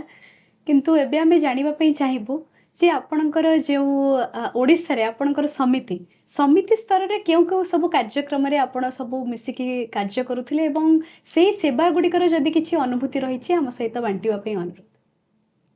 ସମିତି ସ୍ତରରେ ଆମର ମେନ୍ଲି ରାଉରକେଲାର ମାନେ ପ୍ରକୃଷ୍ଟ କ୍ଷେତ୍ର ସେବା କରିବାର ହେଉଛି ଲେପର୍ସି କଲୋନୀ। ସବୁ 5ଟା ଲେପର୍ସି କଲୋନୀ ଆମେ ଆଡପ୍ଟ କରିଛୁ। ସମସ୍ତେ ସଂଗଠନର ଯେ ଯେଉଁ ମାନେ ନିୟର ପ୍ଲେସ୍ ଯାହାର, ସେମାନେ ସେମାନଙ୍କ ପାଖକୁ ଯାଆନ୍ତି, ସେଠି ସେମାନଙ୍କର ଭଲ ମନ୍ଦ ବୁଝନ୍ତି, ତାଙ୍କର ସବୁ ଯେକୌଣସି କାର୍ଯ୍ୟକ୍ରମରେ ଅଂଶଗ୍ରହଣ କରନ୍ତି। ଇଭିନ୍ କି ତାଙ୍କର ଯେଉଁ ଆମେ ମଝିରେ ଗୋଟେ କରୁଥିଲୁ, ତାଙ୍କର ଘା ସବୁ ସଫା କରିବା ପାଇଁ, ମାନେ ଯଦିଓ ତାଙ୍କ ପାଇଁ ମେଡ଼ିକାଲ ଅଛି, କିନ୍ତୁ ସାଇ ସଂଗଠନର ଲୋକକୁ ଦେଖିଲେ ସେମାନେ ଯେଉଁ ଖୁସି ହୁଅନ୍ତି, ଆଉ ତାଙ୍କ ଶରୀରରେ ତାଙ୍କର ଯେଉଁ ବ୍ୟାଣ୍ଡେଜ୍ ଫ୍ୟାଣ୍ଡେଜ୍ ସବୁ କରନ୍ତି, ସେଇଟା ଗୋଟେ ବହୁତ ଭଲ ସେବା ସେତେବେଳେ ଥିଲା। ତାପରେ ତାଙ୍କ ଯେଉଁମାନେ ବୁଲାବୁଲି କରିପାରୁନାହାନ୍ତି, ଯାଇପାରନ୍ତିନି, ଏବେ ତ ଗଭର୍ଣ୍ଣମେଣ୍ଟ ବହୁତ ସୁବିଧା କରିଦେଲାଣି, କିନ୍ତୁ ଆମର ଯେଉଁ ସଂଗଠନର ଯେଉଁ ଟଚ୍, ଯେଉଁ ଲଭ୍ର ଟଚ୍ଟା, ସେଇଟା ସେମାନଙ୍କୁ ବେଶୀ ଇଏ କରେ। ଆଉ ସବୁ କଥା ସେମାନେ ଆମ ସହିତ ବାଣ୍ଟନ୍ତି। ଆଉ ତା ଭିତରେ ଗୋଟିଏ ଅସୁବିଧା ହେଇଥିଲା, ଜଣେ ଭଉଣୀ ସେ ମୋଟେ ବୁଲିକି ଭିକ ମାଗି ପାରୁନଥିଲେ। ଦିନେ ଆସି ମୋତେ ଜଣା ପଡ଼ିଲା ଯେ ମୁଁ ଆଉ ଭିକ ମାଗି ପାରୁନି, ତାଙ୍କ ପେଟରେ ଟ୍ୟୁମରଟେ ବଢ଼ୁଥିଲା। ମୁଁ କହିଲି ଲେପର୍ସି କଲୋନୀର ପେସେଣ୍ଟ ତ ସାଧାରଣ ହସ୍ପିଟାଲ ଆଡ଼ମିଟ୍ ପରମିସନ୍ ଦେବେନି, ତଥାପି ଯାଇକି କହିଲି, ଜଣେ ଆମର ଚିହ୍ନା ଡକ୍ଟର, ସେ କହିଲେ ଆଡ଼ମିଟ୍ କରିଦିଅ ହେବ। ଯେତେବେଳେ ତାଙ୍କର ଅପରେସନଟା ଚାଲିଛି, ତାଙ୍କୁ ଡକ୍ଟରମାନେ ପଚାରୁଛନ୍ତି ଆପଣଙ୍କୁ କିଏ ଆଣିଛି ନା, ସେ ଆପଣଙ୍କୁ ଯିଏ ଆଣିଛନ୍ତି ସେ କ'ଣ କରନ୍ତି ନା, ସେ ମା କିଛି କରନ୍ତିନି। ନା ତମେ କ'ଣ କର ନା, ମୁଁ ଭିକ ମାଗେ। ଯେତେବେଳେ ଏତିକି କଥା ଶୁଣିଛନ୍ତି ଡକ୍ଟରମାନେ, ସେ 4 ଜଣ 5 ଜଣ ଡକ୍ଟର ମିଶିକି ଯେଉଁ ସବୁ ଲୋକାଲ ଆନେସ୍ଥେସିଆ ଦେଇକିନା କଥାବାର୍ତ୍ତା ହେଇକି ଅପରେସନ୍ କରୁଛନ୍ତି, ତାଙ୍କର ଗୋଟେ କ'ଣ ରିଆକ୍ସନ୍ ହେଲା। ଯଦି ଜଣେ ହାଉସ୍ ୱାଇଫ୍ ଜଣେ ମାନେ ଭିକାରୀକି ଆଣିକିନା ହସ୍ପିଟାଲରେ ଆଡ଼ମିଟ୍ ମାନେ ତାର ଇଏ କରୁଛି, ତାହେଲେ ଆମେ ଆମର ଏତେ ଇନକମ୍, ଆମେ କ'ଣ ପଇସା ନ ନେଲେ ହେବନି? ମୁଁ ଖାଲି ଅର୍ଥ ଚିନ୍ତା କରୁଛି, କେତେ ଟଙ୍କା ବିଲ୍ ହେବ, ଦେଇପାରିବି କି ନାହିଁ, କାହାକୁ ମାଗିବି, କ'ଣ କରିବି। ଆ ଭିତରେ ସେମାନେ କହିଲେ ଆମେ କିଛି ଚାର୍ଜ ନେବୁନି, କିନ୍ତୁ ପେସେଣ୍ଟକୁ ଛାଡ଼ୁନାହାନ୍ତି। ମାନେ ତାଙ୍କର ଇନଫେକ୍ସନ୍ ହେଇଯିବ, କାହିଁକିନା ଯେହେତୁ ଲେପର୍ସି କଲୋନୀ ମାନେ ଇନଫେକ୍ସନ୍ ହେଇଯିବ। ମୋତେ ଡର, ରୁମ୍ ଚାର୍ଜ ବେଶୀ ଦେବାକୁ ପଡ଼ିବ। 15 ଦିନ ସେ ପେସେଣ୍ଟ, ସେ ନାନୀ ଏବେ ବି ବଞ୍ଚିଛନ୍ତି। ଏବେ ନାରାୟଣ ସେବା ଥିଲା, ଦେଖା ହେଇଥିଲା। ଆମେ ଡାକିଥିଲୁ ନାରାୟଣକୁ, ସେ ସେବାକୃକୁ ଡାକିଥିଲୁ, ତାଙ୍କ ପାଖରେ ଖାଇବାକୁ ପଠେଇ ଦିଆଯାଏ, କିନ୍ତୁ ଏଥରକ ତାଙ୍କୁ ଡାକିଥିଲୁ। ଡାକିଲେ ସେମାନେ ଭାରି ଖୁସି ହୁଅନ୍ତି, ତାଙ୍କ ପାଇଁ ଗିଫ୍ଟ ସବୁ ବାସନ, ସବୁ ବସ୍ତ୍ର ସବୁ ଦେଇକିନା ତାଙ୍କୁ ଡାକିଥିଲୁ। ସେଇଠି ମୋତେ ଦେଖା ହେଇଥିଲା, ଦେଖିକି ବହୁତ ଖୁସି ହେଲେ। ସେ ଯେଉଁ 15 ଦିନ ହସ୍ପିଟାଲରେ ତାଙ୍କୁ ରଖିଲେ, ଡକ୍ଟର କହିଲେ କି ଯେ ନାଇଁ, ତାଙ୍କୁ ଛାଡ଼ିଲେ ଇନଫେକ୍ସନ୍ ହେଇଯିବ, ଯେହେତୁ ସେ ଲେପର୍ସି ପେସେଣ୍ଟ। ମୁଁ ଡରିଗଲି, ବିଲ୍ କେତେ ହେବ, କେତେ ବିଲ୍ ଦିଆଯିବ, ଟଙ୍କା କେଉଁଠୁ ଆସିବ ହେଲା। ଦେଖିଲା ବେଳକୁ ଯେତେବେଳେ ମୁଁ ଯାଇଛି ତାଙ୍କର ବିଲ୍ ପେମେଣ୍ଟ କରିବା ପାଇଁ, ଟୋଟାଲ୍ ଖର୍ଚ୍ଚ କେତେ ହେଲା, କହିଲେ ଆରେ ନା ରେ, से ଯେତେବେଳେ ସେ ଆନେସ୍ଥେସିଆ ଡକ୍ଟର ଫ୍ରି କରିଦେଲେ ସେ ଯେଉଁ 4 ଜଣ ଆସିଥିଲେ ଅପରେସନ୍ ଟ୍ୟୁମରର ଗୋଟେ କ୍ରିଟିକାଲ କେସ୍ ଥିଲା ତ ସେମାନେ କେହି ତାଙ୍କର ଚାର୍ଜ ନେଲେନି ଆଉ ମୁଁ ତମଠୁ ନେବି ତାର ରୁମ୍ ଚାର୍ଜ। ଇଏ ହେଉଛି ଭଗବାନଙ୍କର ଆଶୀର୍ବାଦ। You come 1 step I will go 100 step। बिल्कुल किसी फीस କିଛି ପଡ଼ିଲାନି। ସେମିତି ଆଉ ଗୋଟିଏ କେସ୍ ବି ଆଡପ୍ଟେଡ଼ ଭିଲେଜରେ ତାର 8 କେଜି ଓଜନର ଗୋଟେ ଟ୍ୟୁମର ଥିଲା। ତାକୁ ଆମର ମେଡ଼ିକାଲ କ୍ୟାମ୍ପରେ ଡକ୍ଟରମାନେ କହିଲେ, ଭାଇମାନେ ବି କହିଲେ ନାଇଁରେ ସେଟା ନେଇପାରିବାନି, ଏତେ ବଡ଼ କ'ଣ ହେବ ତାର, ସାଇ ସଂଗଠନକୁ ଦୋଷ ଦେବେ। ମୋତେ କାହିଁକି ଲାଗିଲା ଯେଉଁଟା ନଲେଜକୁ ଆସିଛି ସେଟା ସ୍ୱାମୀ ଚାହୁଁଛନ୍ତି ତା ପାଇଁ କିଛି କର ବୋଲିକିନା। ତାପରେ ଆମେ ମାନସିକ ପ୍ରସ୍ତୁତି ହେଇଗଲୁ, ତାକୁ ଆଣିକି ଆଡ଼ମିଟ୍ କଲୁ ଗୋଟେ ପ୍ରାଇଭେଟ୍ ହସ୍ପିଟାଲରେ। 8 କେଜି ଟ୍ୟୁମର ଓଜନର ଟ୍ୟୁମର ତା ପେଟରୁ ବାହାରିଥିଲା। ତା ନାଁ ଥିଲା କସ୍ତୁରୀ। ତାପରେ ସେ ଗାଁ ଲୋକଙ୍କର ଗୋଟେ ବିଶ୍ୱାସ ଆସିଗଲା। ଏଟା ପ୍ରଥମେ ଆମେ ଯାଉଥିଲୁ ସେ ଆଡପ୍ଟେଡ଼ ଭିଲେଜକୁ। ଏଇଟା 92, 93, 94 ବୋଧେ ଘଟଣାଟା ଏଟା। ସେତେବେଳେ ତାଙ୍କର ଏତେ ବିଶ୍ୱାସ ଆସିଗଲା ସତ୍ୟସାଇ ସଂଗଠନ ଉପରେ, କାହିଁକିନା ପ୍ରଭୁ କହିଛନ୍ତି କିଛି ଗୋଟେ କଲେ ହିଁ ସେମାନେ ଦେଖିଲେ ଆମକୁ ଆକ୍ସେପ୍ଟ କରିବେ। ଏଇ ଯେଉଁଟା ନିଃସ୍ୱାର୍ଥପର ସେବାଟା ହେଲା, ସେ ନୂଆ ଜୀବନ ପାଇଲା ଜଣେ। ତାପରେ ଆମେ ସେ ଗାଁକୁ ଯିବାଟା ଆମର, କାହିଁକିନା ବେଶୀ ଖ୍ରୀଷ୍ଟିଆନିଟି ମାନେ ଲୋକ ଥାଆନ୍ତି ନା, ଟିକେ ଅସୁବିଧା ହୁଏ। ସେମାନେ ଆମକୁ ଆକ୍ସେପ୍ଟ କଲେ। ସେଠି ବି ସେତେବେଳେ ଗୋଟେ ବଡ଼ ୱାଟର ପ୍ରୋଜେକ୍ଟ ହେଇଥିଲା। 2-3 ଲକ୍ଷ ଟଙ୍କା ଖର୍ଚ୍ଚ ହେଇଥିଲା। 1200 ଲୋକଙ୍କୁ ପାଣି ଯୋଗାଇ ଦିଆଯାଇଥିଲା। ତଳ ବସ୍ତି କଥା କହୁଛି, ଏବେ ବି ସେମାନେ ପାଣି ପାଉଛନ୍ତି।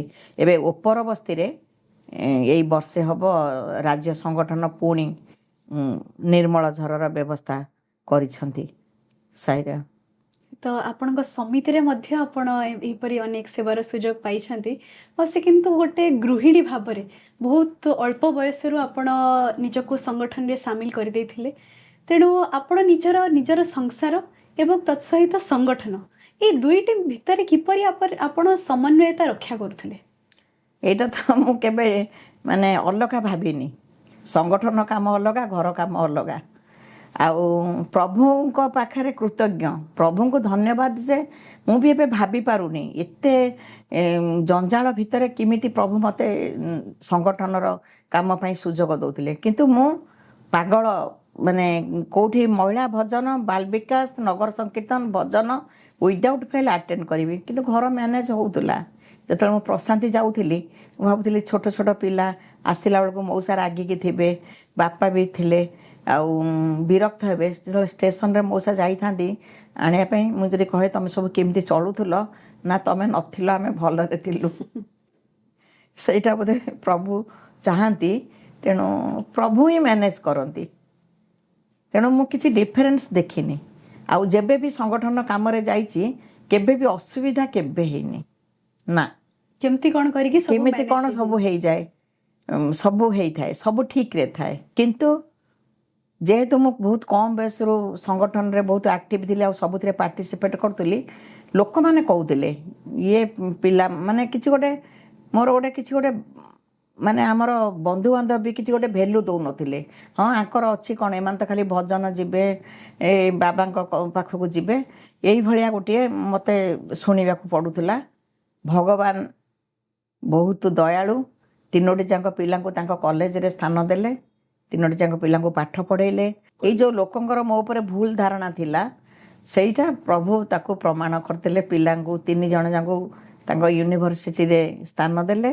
ମାଉସୀ, ଆପଣ ଯାହା ଅନୁଭୂତି ଆମ ସହ ବାଣ୍ଟିଲେ, ସେଥିରୁ ମନେ ହେଲା ଯେ କି ଆପଣ ସ୍ୱାମୀଙ୍କ କାର୍ଯ୍ୟରେ ନିଜକୁ ସାମିଲ କରୁଥିଲେ ଏବଂ ଆପଣଙ୍କର ଦାୟିତ୍ୱ ଏବଂ ଆପଣଙ୍କ ପରିବାରର ଦାୟିତ୍ୱ ଉଭୟ ସ୍ୱାମୀ ହିଁ ନିଜେ ବହନ କରିଥିଲେ।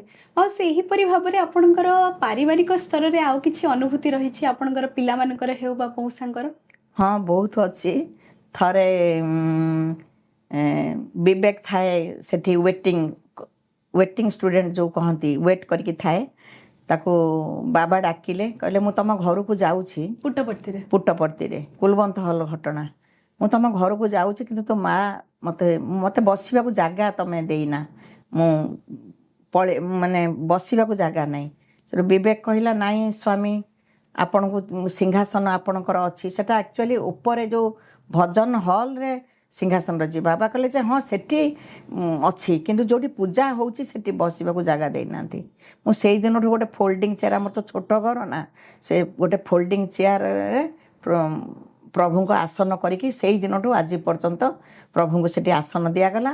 ଆଉ ଏଇ ଘଟଣା ପରେ ପରେ, ଏଇଟା 2002ର ଘଟଣା, ତାପରେ ପରେ ଆମର ସବୁ ଯେତିକ ସାହି ଆଶ୍ରିତ ସମସ୍ତଙ୍କ ଘରେ ଭଗବାନଙ୍କ ପାଇଁ ଚେୟାର ରଖିଲେ। କାହାର ବଡ଼ ନହେଲେ ବି ଛୋଟ ଛୋଟ ସିଂହାସନ ଗୋଟିଏ ସେ ଅଲ୍ଟରରେ ରଖିଲେ। ଇଏ ଗୋଟିଏ ଘଟଣା ହେଇଥିଲା।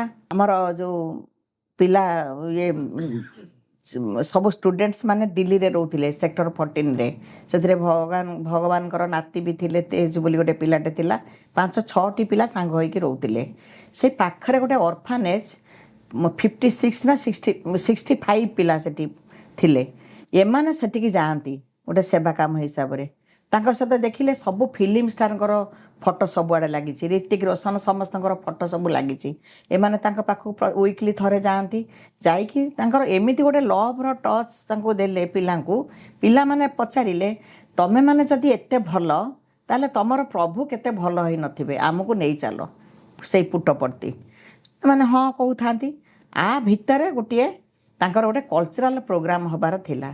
ତ ଜଣେ ଗାର୍ଡ଼ିଆନ୍ ଦରକାର। ଗାର୍ଡ଼ିଆନ୍ କିଏ ହେବ? ବିବେକ କହିଲା ମୁଁ ତାଙ୍କର ଗାର୍ଡ଼ିଆନ୍ ନେଇକି ଯିବି। ସେଠି କଥା ଦେଇକି ଆସିଲା। ସେଇଦିନ ହିଁ ଅଫିସରେ, ସେଦିନ ଗୁରୁବାର ଥିଲା, ସେ ଅଫିସରେ ତାଙ୍କର ଗୋଟେ କ'ଣ କନଫରେନ୍ସ ପାଇଁ ଆକୁ କୁହାଗଲା, ତୋତେ ରହିବାକୁ ପଡ଼ିବ। ଆଉ ଯଦି ନ ରହିଲା ଚାକିରି ରିସ୍କ। ସେତେବେଳେ ନୂଆ ନୂଆ ଚାକିରି, ଘରର ଅବସ୍ଥା ବି ସେତେବେଳେ ଭଲ ନଥିଲା ଆମର। କଥା ତ ଦେଇଛି, ଯଦି ନଗଲା ଚାକିରି ଯିବ। ସେ ପ୍ରଭୁଙ୍କୁ ବୋଧେ କ'ଣ ତା ଭିତରେ ଆସିଛି, ସେ କହିଲା ମୁଁ ତା କଥା ତ ଆଉ ପରେ ମୁଁ ଜାଣିଲି, ସେତେବେଳେ ତ ଆମେ ଜାଣିନଥିଲୁ ନା। ସେ ସେତେବେଳେ କଥା ଦେଇଦେଲା ଯେ ନାଇଁ, ଚାକିରି ଯାଉ ପଛକେ ମୁଁ ପିଲାଙ୍କର ଗାର୍ଡ଼ିଆନ୍ ନେଇକି ଯିବି। ସେ ପିଲା ଯାଇଛନ୍ତି, ପିଲା ପ୍ରୋଗ୍ରାମ୍ କରିଛନ୍ତି, ପିଲାଙ୍କୁ ଆଣିକିନା ଆଶ୍ରମରେ ଛଡ଼ା ହେଇଛି। ତାପରେ ଘରକୁ ଆସିଲା ପରେ ସେ ପ୍ରଥମେ କହିଲା ମୋ ଚାକିରି ଆଉ ନଥିବ, କାହିଁକିନା ଆଜି ଗୋଟେ ଇମ୍ପୋର୍ଟାଣ୍ଟ ମିଟିଂ ଥିଲା, ମୁଁ ଆଟେଣ୍ଡ କରିନି। ତା କଲିଗ୍କି ଫୋନ୍ କଲା ଯେ ଆଜି ଅଫିସରେ କ'ଣ ହେଲା? ନା କ'ଣ ହେଲା, ସବୁ ଠିକ୍ ଥିଲା। ତାପରେ ସେଇ ରୁମ୍ ତାଙ୍କରି ସାଙ୍ଗ ଭିତରୁ ଜଣକୁ ପଚାରିଲା, ଗୁରୁବାର ଦିନ ତାଙ୍କର ପିଲା 5ଟି ପାଳି ଥାଏ, ଜଣେ ଜଣେ ପରିବା ଆଣିକି ଦେବେ। ସେଠୁ ଯିଏ ପରିବା ଆଣେ ତା ପାଖକୁ ଗଲା, କହିଲା କି ଯେ କ'ଣ, ତାକୁ ଯେତେବେଳେ ସେ କହିଲା କି ଯେ ପରିବା ଆସିଛି ନା, ହଁ ପରିବା ଆଣିକି ଦିଆହେଇଛି, ତୁ ତ ପରିବା ଆଣିକି ଦେଇଛୁ। ଆକୁ ପୁରା ମାନେ ଲାଗିଲା କି ଯେ ବିଶ୍ୱାସ କରିପାରିଲାନି। ପୁଣି ଥରେ ତା କଲିଗ୍କି ଯେତେବେଳେ ଫୋନ୍ କଲା, ପ୍ରକୃତରେ ଅଫିସରେ ମୁଁ ତ ନଥିଲି, କ'ଣ ହେଲା ନା, ତୁ ପାଗଲ ହୋ ଗୟା କ୍ୟା, ତୁ ତ ମୋ ପାଖରେ ବସିକିନା ସବୁ କଣ୍ଡକ୍ଟ କରୁଛୁ ମିଟିଂ, ତୁ ଥିଲୁ। ସେ ସେତେବେଳେ ଆସିକିନା କବୋର୍ଡ଼ ପାଖରେ ଭଗବାନଙ୍କ ଫଟୋ ପାଖରେ ଭୋ ଭୋ କି କାନ୍ଦିଛି, ପ୍ରଭୁ ତମେ କ'ଣ କଲ ଆଜି? ଆକ୍ଚୁଆଲି ଯେଉଁ you do my work I will do your work, ମୋର ହୃଦବୋଧ ହେଲା। ହଁ, ସେଇଠୁ ସେ ଘଟଣା ତ ଗଲା। ସେଠି 1-2 ବର୍ଷ ପରେ ପ୍ରଶାନ୍ତିରୁ ଖବର ଆସିଲା ତା ପାଖକୁ, ତୋ ସାଙ୍ଗରେ ଯେଉଁ ସ୍ୱାମୀ ଯେଉଁ ଘଟଣାଟା କରେଇଛନ୍ତି ତାକୁ ତୁ ସେୟାର କର। ସେଇଟା ଥିଲା ବୋଧେ 2008। ତାଙ୍କର ଆଲୁମିନାଇ ମିଟ୍ ହୁଏ ଜାନୁଆରୀ 1ରେ କୁଲବନ୍ତ ହଲ୍ରେ। ସେ ସ୍ୱାମୀଙ୍କ ସାମ୍ନାରେ ସେଇଟାକୁ ସେୟାର କଲା ଯେ ଲାଷ୍ଟ ଲାଇନ୍ଟା ଥିଲା, ମାନେ ତମେ ୟୁନିଭର୍ସାଲ ଲର୍ଡ଼ ହେଇକିନା ତମେ ଏଇଭଳିଆ ଗୋଟେ ଜଣଙ୍କ ପାଇଁ, ଆପଣ ଗୋଟେ ସାମାନ୍ୟ IT କମ୍ପାନୀରେ କାମ କଲେ, ପୁଣି ପରିବା ଆଣିକି ଦେଇଲେ ପ୍ରଭୁ। ସେତେବେଳେ ପ୍ରଭୁ ତାକୁ ବସେଇ ଦେଇକିନା ନିଜେ ତାଙ୍କର ଯେଉଁ ତେଲୁଗୁ ୱାର୍ଡ଼ରେ ମୁଁ ସବୁଠି ଅଛି କଣ୍ଟିନ୍ୟୁସ୍, ପ୍ରଭୁ ସେଟାକୁ ତାଙ୍କର ଆରମ୍ଭ କଲେ। ସେଇଟା ହେଇଥିଲା। ହେଲା ପରେ ପୁଣି 2009 କି 10 ମୁଁ ଆଉ ମନେ ପକାଇ ପାରୁନି, ମୋ ଥିବା ଅବସ୍ଥାରେ ଡ୍ରାମା ହେଇଛି। ମୁଁ ସାଉଥ୍ କ୍ୟାଣ୍ଟିନ୍ରେ ସେତେବେଳେ ସେବାରେ ଥିଲି। ମୁଁ ଡ୍ରାମା ଦେଖିବାକୁ ଛୁଆଙ୍କୁ ଛାଡ଼ିକି ଯାଇନି, କାହିଁକିନା ମୁଁ ବହୁତ ପର୍ଟିକୁଲାର ମୋ ଡ୍ୟୁଟି ପାଇଁ। ମୁଁ କହିଲି ମୁଁ ପ୍ୟାରେଣ୍ଟସ୍ ହେଇକି ଆସିନି, ତେଣୁ ଡ୍ରାମା ଦେଖିବାକୁ ମୁଁ ଯିବିନି। ମୁଁ ଥିଲି ସେଠି। ସେଇଟାକୁ ପୁଣି ଏଇ ଇନସିଡେଣ୍ଟଟାକୁ ଡ୍ରାମା ମାଧ୍ୟମରେ ୟୁଥଙ୍କୁ ଦେଖେଇଲେ। କୁଲବନ୍ତ ହଲ୍ରେ ଏଟା ହେଇଥିଲା। ଏଟା ସେଇ 2008ରେ ତାର ଟକ୍ଟା ଥିଲା। 2009 କି 10 ମୁଁ ପର୍ଟିକୁଲାର ମନେ ପକାଇ ପାରୁନି, ଡ୍ରାମାଟା ହେଇଥିଲା। ଏଇ ମେସେଜ ଉପରେ ମାନେ ପିଲାଙ୍କୁ, ଏଇଟା ଗୋଟେ ସୋସାଇଟିକୁ ଗୋଟେ ମେସେଜ, ଆଉ କ'ଣ, ଆଉ କିଛି ନାହିଁ। ଯେ ମୋ କାମ କଲେ ମୁଁ ତୁମର ସବୁ କଥା ବୁଝିବି। ଆଉ ଗୋଟିଏ ଝିଅ ଦୁଇଟା ପାରା ରଖିଥିଲା ଆଣିକି, କେମିତି ଗୋଟେ ଅଦୃଶ୍ୟ ହାତ କାମ କରୁଛି, ସେ ତାର ଆସୁଛି। ସେତେବେଳେ ଆମେ ଥିଲୁ ତଳଇ ବୃନ୍ଦାବନ ସାମ୍ନାରେ ଘର ଭଡ଼ା ନେଇକିନା ଥିଲେ ପିଲାମାନେ, ମୁଁ ବି ଯାଉଥିଲି। ସେ ପାରା ଦୁଇଟାକୁ ଭେଜିଟେରିଆନ୍ ପାରା, ତାକୁ ଭାରି ପବିତ୍ର ଭାବରେ ରଖିଥିଲା। ଯେତେବେଳେ ଘରକୁ ଆସେ ବି ସାର୍ମାନେ ବି ଆସିକି, ସେଇ ଯେଉଁ ହ୍ୱାଇଟ୍ ଫିଲ୍ଡ ଆମର ବାବାଙ୍କ କଲେଜର ସାର୍ମାନେ ବି ଆସିକି ପାରାକୁ ଦେଖିକି ଖାଇବାକୁ ଦେଇକି ଯାଇଛନ୍ତି। ସେ ଦୁଇଟା ପାରା 2-3 ବର୍ଷ ରହିଲେ। ତାଙ୍କ ନାଁ ଇଟିକିଲି ଆଉ ମିଟିକିଲି। ଯେଉଁ ଜାନୁଆରୀ 11 ଏଟା 2011 ଲାଷ୍ଟ ପ୍ରଭୁଙ୍କର ଯେଉଁ ହାତର ସ୍ପର୍ଶ ପାଇଛନ୍ତି ଏଇ ଇଟିକିଲି ମିଟିକିଲି। ପ୍ରଭୁ କେମିତି କ'ଣ ଖବର ଦେଲେ, ରବି ସାର୍ ଆମର ଯେଉଁ ୱାର୍ଡ଼େନ୍ ଥିଲେ ରବି କୁମାର ସାର୍ଙ୍କୁ ସମସ୍ତେ ଜାଣିଛନ୍ତି, ହ୍ୱାଇଟ୍ ଫିଲ୍ଡ କଲେଜର। ସିଏ ଯାଇକି କହିଲେ ଏ ପାରା ଦୁଇଟାକୁ ବାବା ଉଡ଼େଇବେ। ତେଣୁ ବିଦ୍ୟାଗିରି ଷ୍ଟାଡ଼ିୟମରେ ପ୍ରଭୁଙ୍କର ସେ ଦୁଇଟି ପାରା ଭାଗ୍ୟବାନ, ଭଗବାନଙ୍କ ହାତର ସ୍ପର୍ଶ ପାଇଥିଲେ, ଉଡ଼େଇଥିଲେ। ସ୍ପୋର୍ଟସ୍ ଆଗରୁ 2ଟା ପାରା ବାବା ଉଡ଼ାନ୍ତି ନା। ଠିକ୍, ତ ବହୁତ ସୁନ୍ଦର ଅନୁଭୂତି। ଆପଣଙ୍କ ପିଲାମାନେ ଭଗବାନଙ୍କର ଏତେ ପାଖରୁ ଭଗବାନଙ୍କୁ ଅନୁଭବ କରିବାର ସୁଯୋଗ ପାଇଛନ୍ତି। ଏହା ସହିତ ତ ଆମେ କାର୍ଯ୍ୟକ୍ରମର ପାଖାପାଖି ଅନ୍ତରେ ପହଞ୍ଚିଲୁଣି। ଆପଣଙ୍କର ଭଗବାନଙ୍କ ସହିତ ଦୀର୍ଘ 37 ବର୍ଷର ଯାତ୍ରା, ସେବାମୟ ଜୀବନ, ସାଇମୟ ଜୀବନ, ଏଥିରୁ ଆପଣ କ'ଣ ଏପରି ଅନୁଭବ କରିଛନ୍ତି, କ'ଣ ଶିକ୍ଷା ଲାଭ କରିଛନ୍ତି ଭଗବାନଙ୍କର ବାର୍ତ୍ତାରୁ, ଯାହା ଆପଣ ଆଜିର ଆମର ଦର୍ଶକମାନଙ୍କୁ ବାର୍ତ୍ତା ଦେବା ପାଇଁ ଚାହୁଁଛନ୍ତି? ସାଇରାମ, ଭଗବାନ ତ ଅନେକ ଶିକ୍ଷା ଦେଇଛନ୍ତି, କିନ୍ତୁ ପ୍ରଭୁ ସବୁବେଳେ ଚାହାନ୍ତି always be positive and always think of me. ଏଇ ଯେଉଁ ଗୋଟିଏ ମନ୍ତ୍ର ପ୍ରଭୁଙ୍କର, always think of me, that is the greatest service to the society. ଆମେ ଯେକୌଣସି ସ୍ଥାନରେ ଥାଆନ୍ତି, ଯେଉଁଠି ଥାଉ, ଅଫିସରେ ଥାଉ, ଘରେ ଥାଉ, ସଂଗଠନରେ ଥାଉ, ମାର୍କେଟରେ ଥାଉ, ଅଲୱେଜ୍ ଥିଙ୍କ ଅଫ୍ ମି। ଏଇ ଗୋଟିଏକୁ ନେଇକି ମୁଁ ବଞ୍ଚିଛି। ଆଉ ସେଇଟା ହିଁ ମୋ ଜୀବନର ମନ୍ତ୍ର। ଆଉ ଆଜିର ୟୁଥ୍ ସମାଜ ବହୁତ ଆଗରେ, ଆମଠୁ ବହୁତ ଆଗରେ, ବହୁତ ଭଲ ଛୁଆ ସେମାନେ, ସବୁଥିରେ ସେମାନେ ଅଛନ୍ତି। ତାଙ୍କର କ୍ୟାରିୟର ଦେଖନ୍ତୁ, ଆଉ ଭଗବାନଙ୍କୁ ନେଇକି ସେମାନେ ବଞ୍ଚିବା ଶିଖନ୍ତୁ। ସାଇରାମ ମାଉସୀ, ଖୁବ୍ ସୁନ୍ଦର ବାର୍ତ୍ତା। ଯେପରି ଆପଣ କହିଲେ, ଆମେ ଜୀବନରେ ଯେଉଁ ବି ସ୍ତରରେ ଅଛୁ, ଆମେ ନିଜକୁ କୌଣସି ନା କୌଣସି ସେବା କାର୍ଯ୍ୟରେ ନିଜକୁ ନିହାତି ସାମିଲ କରିବା ଦରକାର। ନିଜର ବ୍ୟକ୍ତିଗତ ସ୍ତରରେ ହେଉ, ପାରିବାରିକ ସ୍ତରରେ ହେଉ, ବା ଯଦି ସୁଯୋଗ ଅଛି ତ ତାହେଲେ ସଂଗଠନରେ ତ ନିହାତି ଭାବରେ ଆମେ ନିଜକୁ ସାମିଲ କରିବା ଦରକାର। ଆପଣ ସୁଦୂର ସୁନ୍ଦରଗଡ଼ ଜିଲ୍ଲାରୁ ଆସି ଆମ ସହିତ ଯୋଗଦାନ ଦେଲେ। ଆପଣଙ୍କର ପ୍ରଶାନ୍ତି ସେବାର ଅନେକ ଅନୁଭୂତି ଆମ ସହିତ ବାଣ୍ଟିଲେ। ଆପଣଙ୍କ ପିଲାମାନଙ୍କ କଥା କହିଲେ। ସଂଗଠନରେ ଆପଣଙ୍କର ଯାତ୍ରା କିପରି ରହିଛି, ସବୁ ଦିଗରେ ଆମ ସହିତ ଏତେ ଦୀର୍ଘ ସମୟ ଧରି ଆଲୋଚନା କଲେ। ଏବଂ ଶେଷରେ ଆପଣଙ୍କର ଯେଉଁ ବାର୍ତ୍ତାଟି ଥିଲା କି ସର୍ବଦା ସର୍ବକାଳେଷୁ ସର୍ବତ୍ର ହରି ଚିନ୍ତନମ୍, ଅଲୱେଜ୍ ଥିଙ୍କ ଅଫ୍ ମି, ସବୁବେଳେ ଆମେ ଭଗବାନଙ୍କ ବିଷୟରେ ଚିନ୍ତା କରିବା ଦରକାର। ଏହା ନିଶ୍ଚିତ ଭାବରେ ଆମର ସମସ୍ତ ଅଡ଼ିଏନ୍ସକୁ, ଯେଉଁମାନେ ଆଜି ଆମକୁ ଦେଖୁଛନ୍ତି, ତାଙ୍କୁ ସ୍ପର୍ଶ କରିଥିବ। ଏବଂ ଏହି ଅଧ୍ୟାୟ ପରେ ଆମେ ସମସ୍ତେ ନିଶ୍ଚିତ ରୂପେ ପ୍ରତିଜ୍ଞାବଦ୍ଧ ହେବା ଦରକାର କି କିପରି କେବଳ ଆଉ କେବଳ ସାଇ ଚିନ୍ତନରେ, ନାମ ସ୍ମରଣରେ ନିଜର ଜୀବନକୁ ଅତିବାହିତ କରିବା। ମାଉସୀ, ଆପଣ ସୁଦୂର ସୁନ୍ଦରଗଡ଼ ଜିଲ୍ଲାରୁ ଆସି ଆମ ସହିତ ଯୋଗଦାନ ଦେଲେ, ଦୀର୍ଘ ସମୟ ଧରି ଆମ ସହିତ ଆଲୋଚନା କଲେ, ପ୍ରଭୁଙ୍କର ଅନେକ ବାର୍ତ୍ତା ଆମ ପାଖରେ ପହଞ୍ଚାଇଲେ। ସେଥିପାଇଁ ଆପଣଙ୍କୁ ଆମ ସମସ୍ତଙ୍କ ତରଫରୁ ଗଭୀର କୃତଜ୍ଞତା ଏବଂ ପ୍ରଶାନ୍ତି ଏକ୍ସପ୍ରେସର ସମ୍ପୂର୍ଣ୍ଣ ଟିମ୍ ତରଫରୁ ଆପଣଙ୍କୁ ଏକ କୃତଜ୍ଞତାର ଭେଟି। ଏଇ ଯେଉଁ 1 ଘଣ୍ଟା ଆମେ ବିତେଇଲୁ, ତାର ଏକ ସ୍ମାରକୀ ଆମ ତରଫରୁ।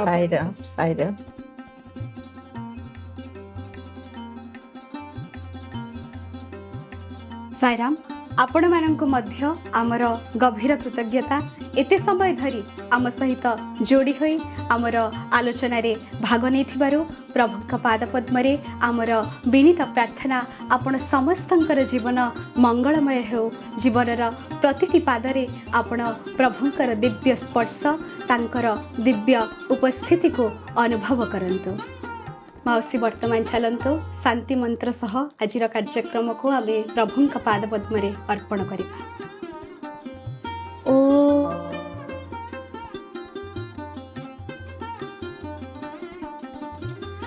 ଶା ଦେଶା ଦେଶା ସାଇରାମ।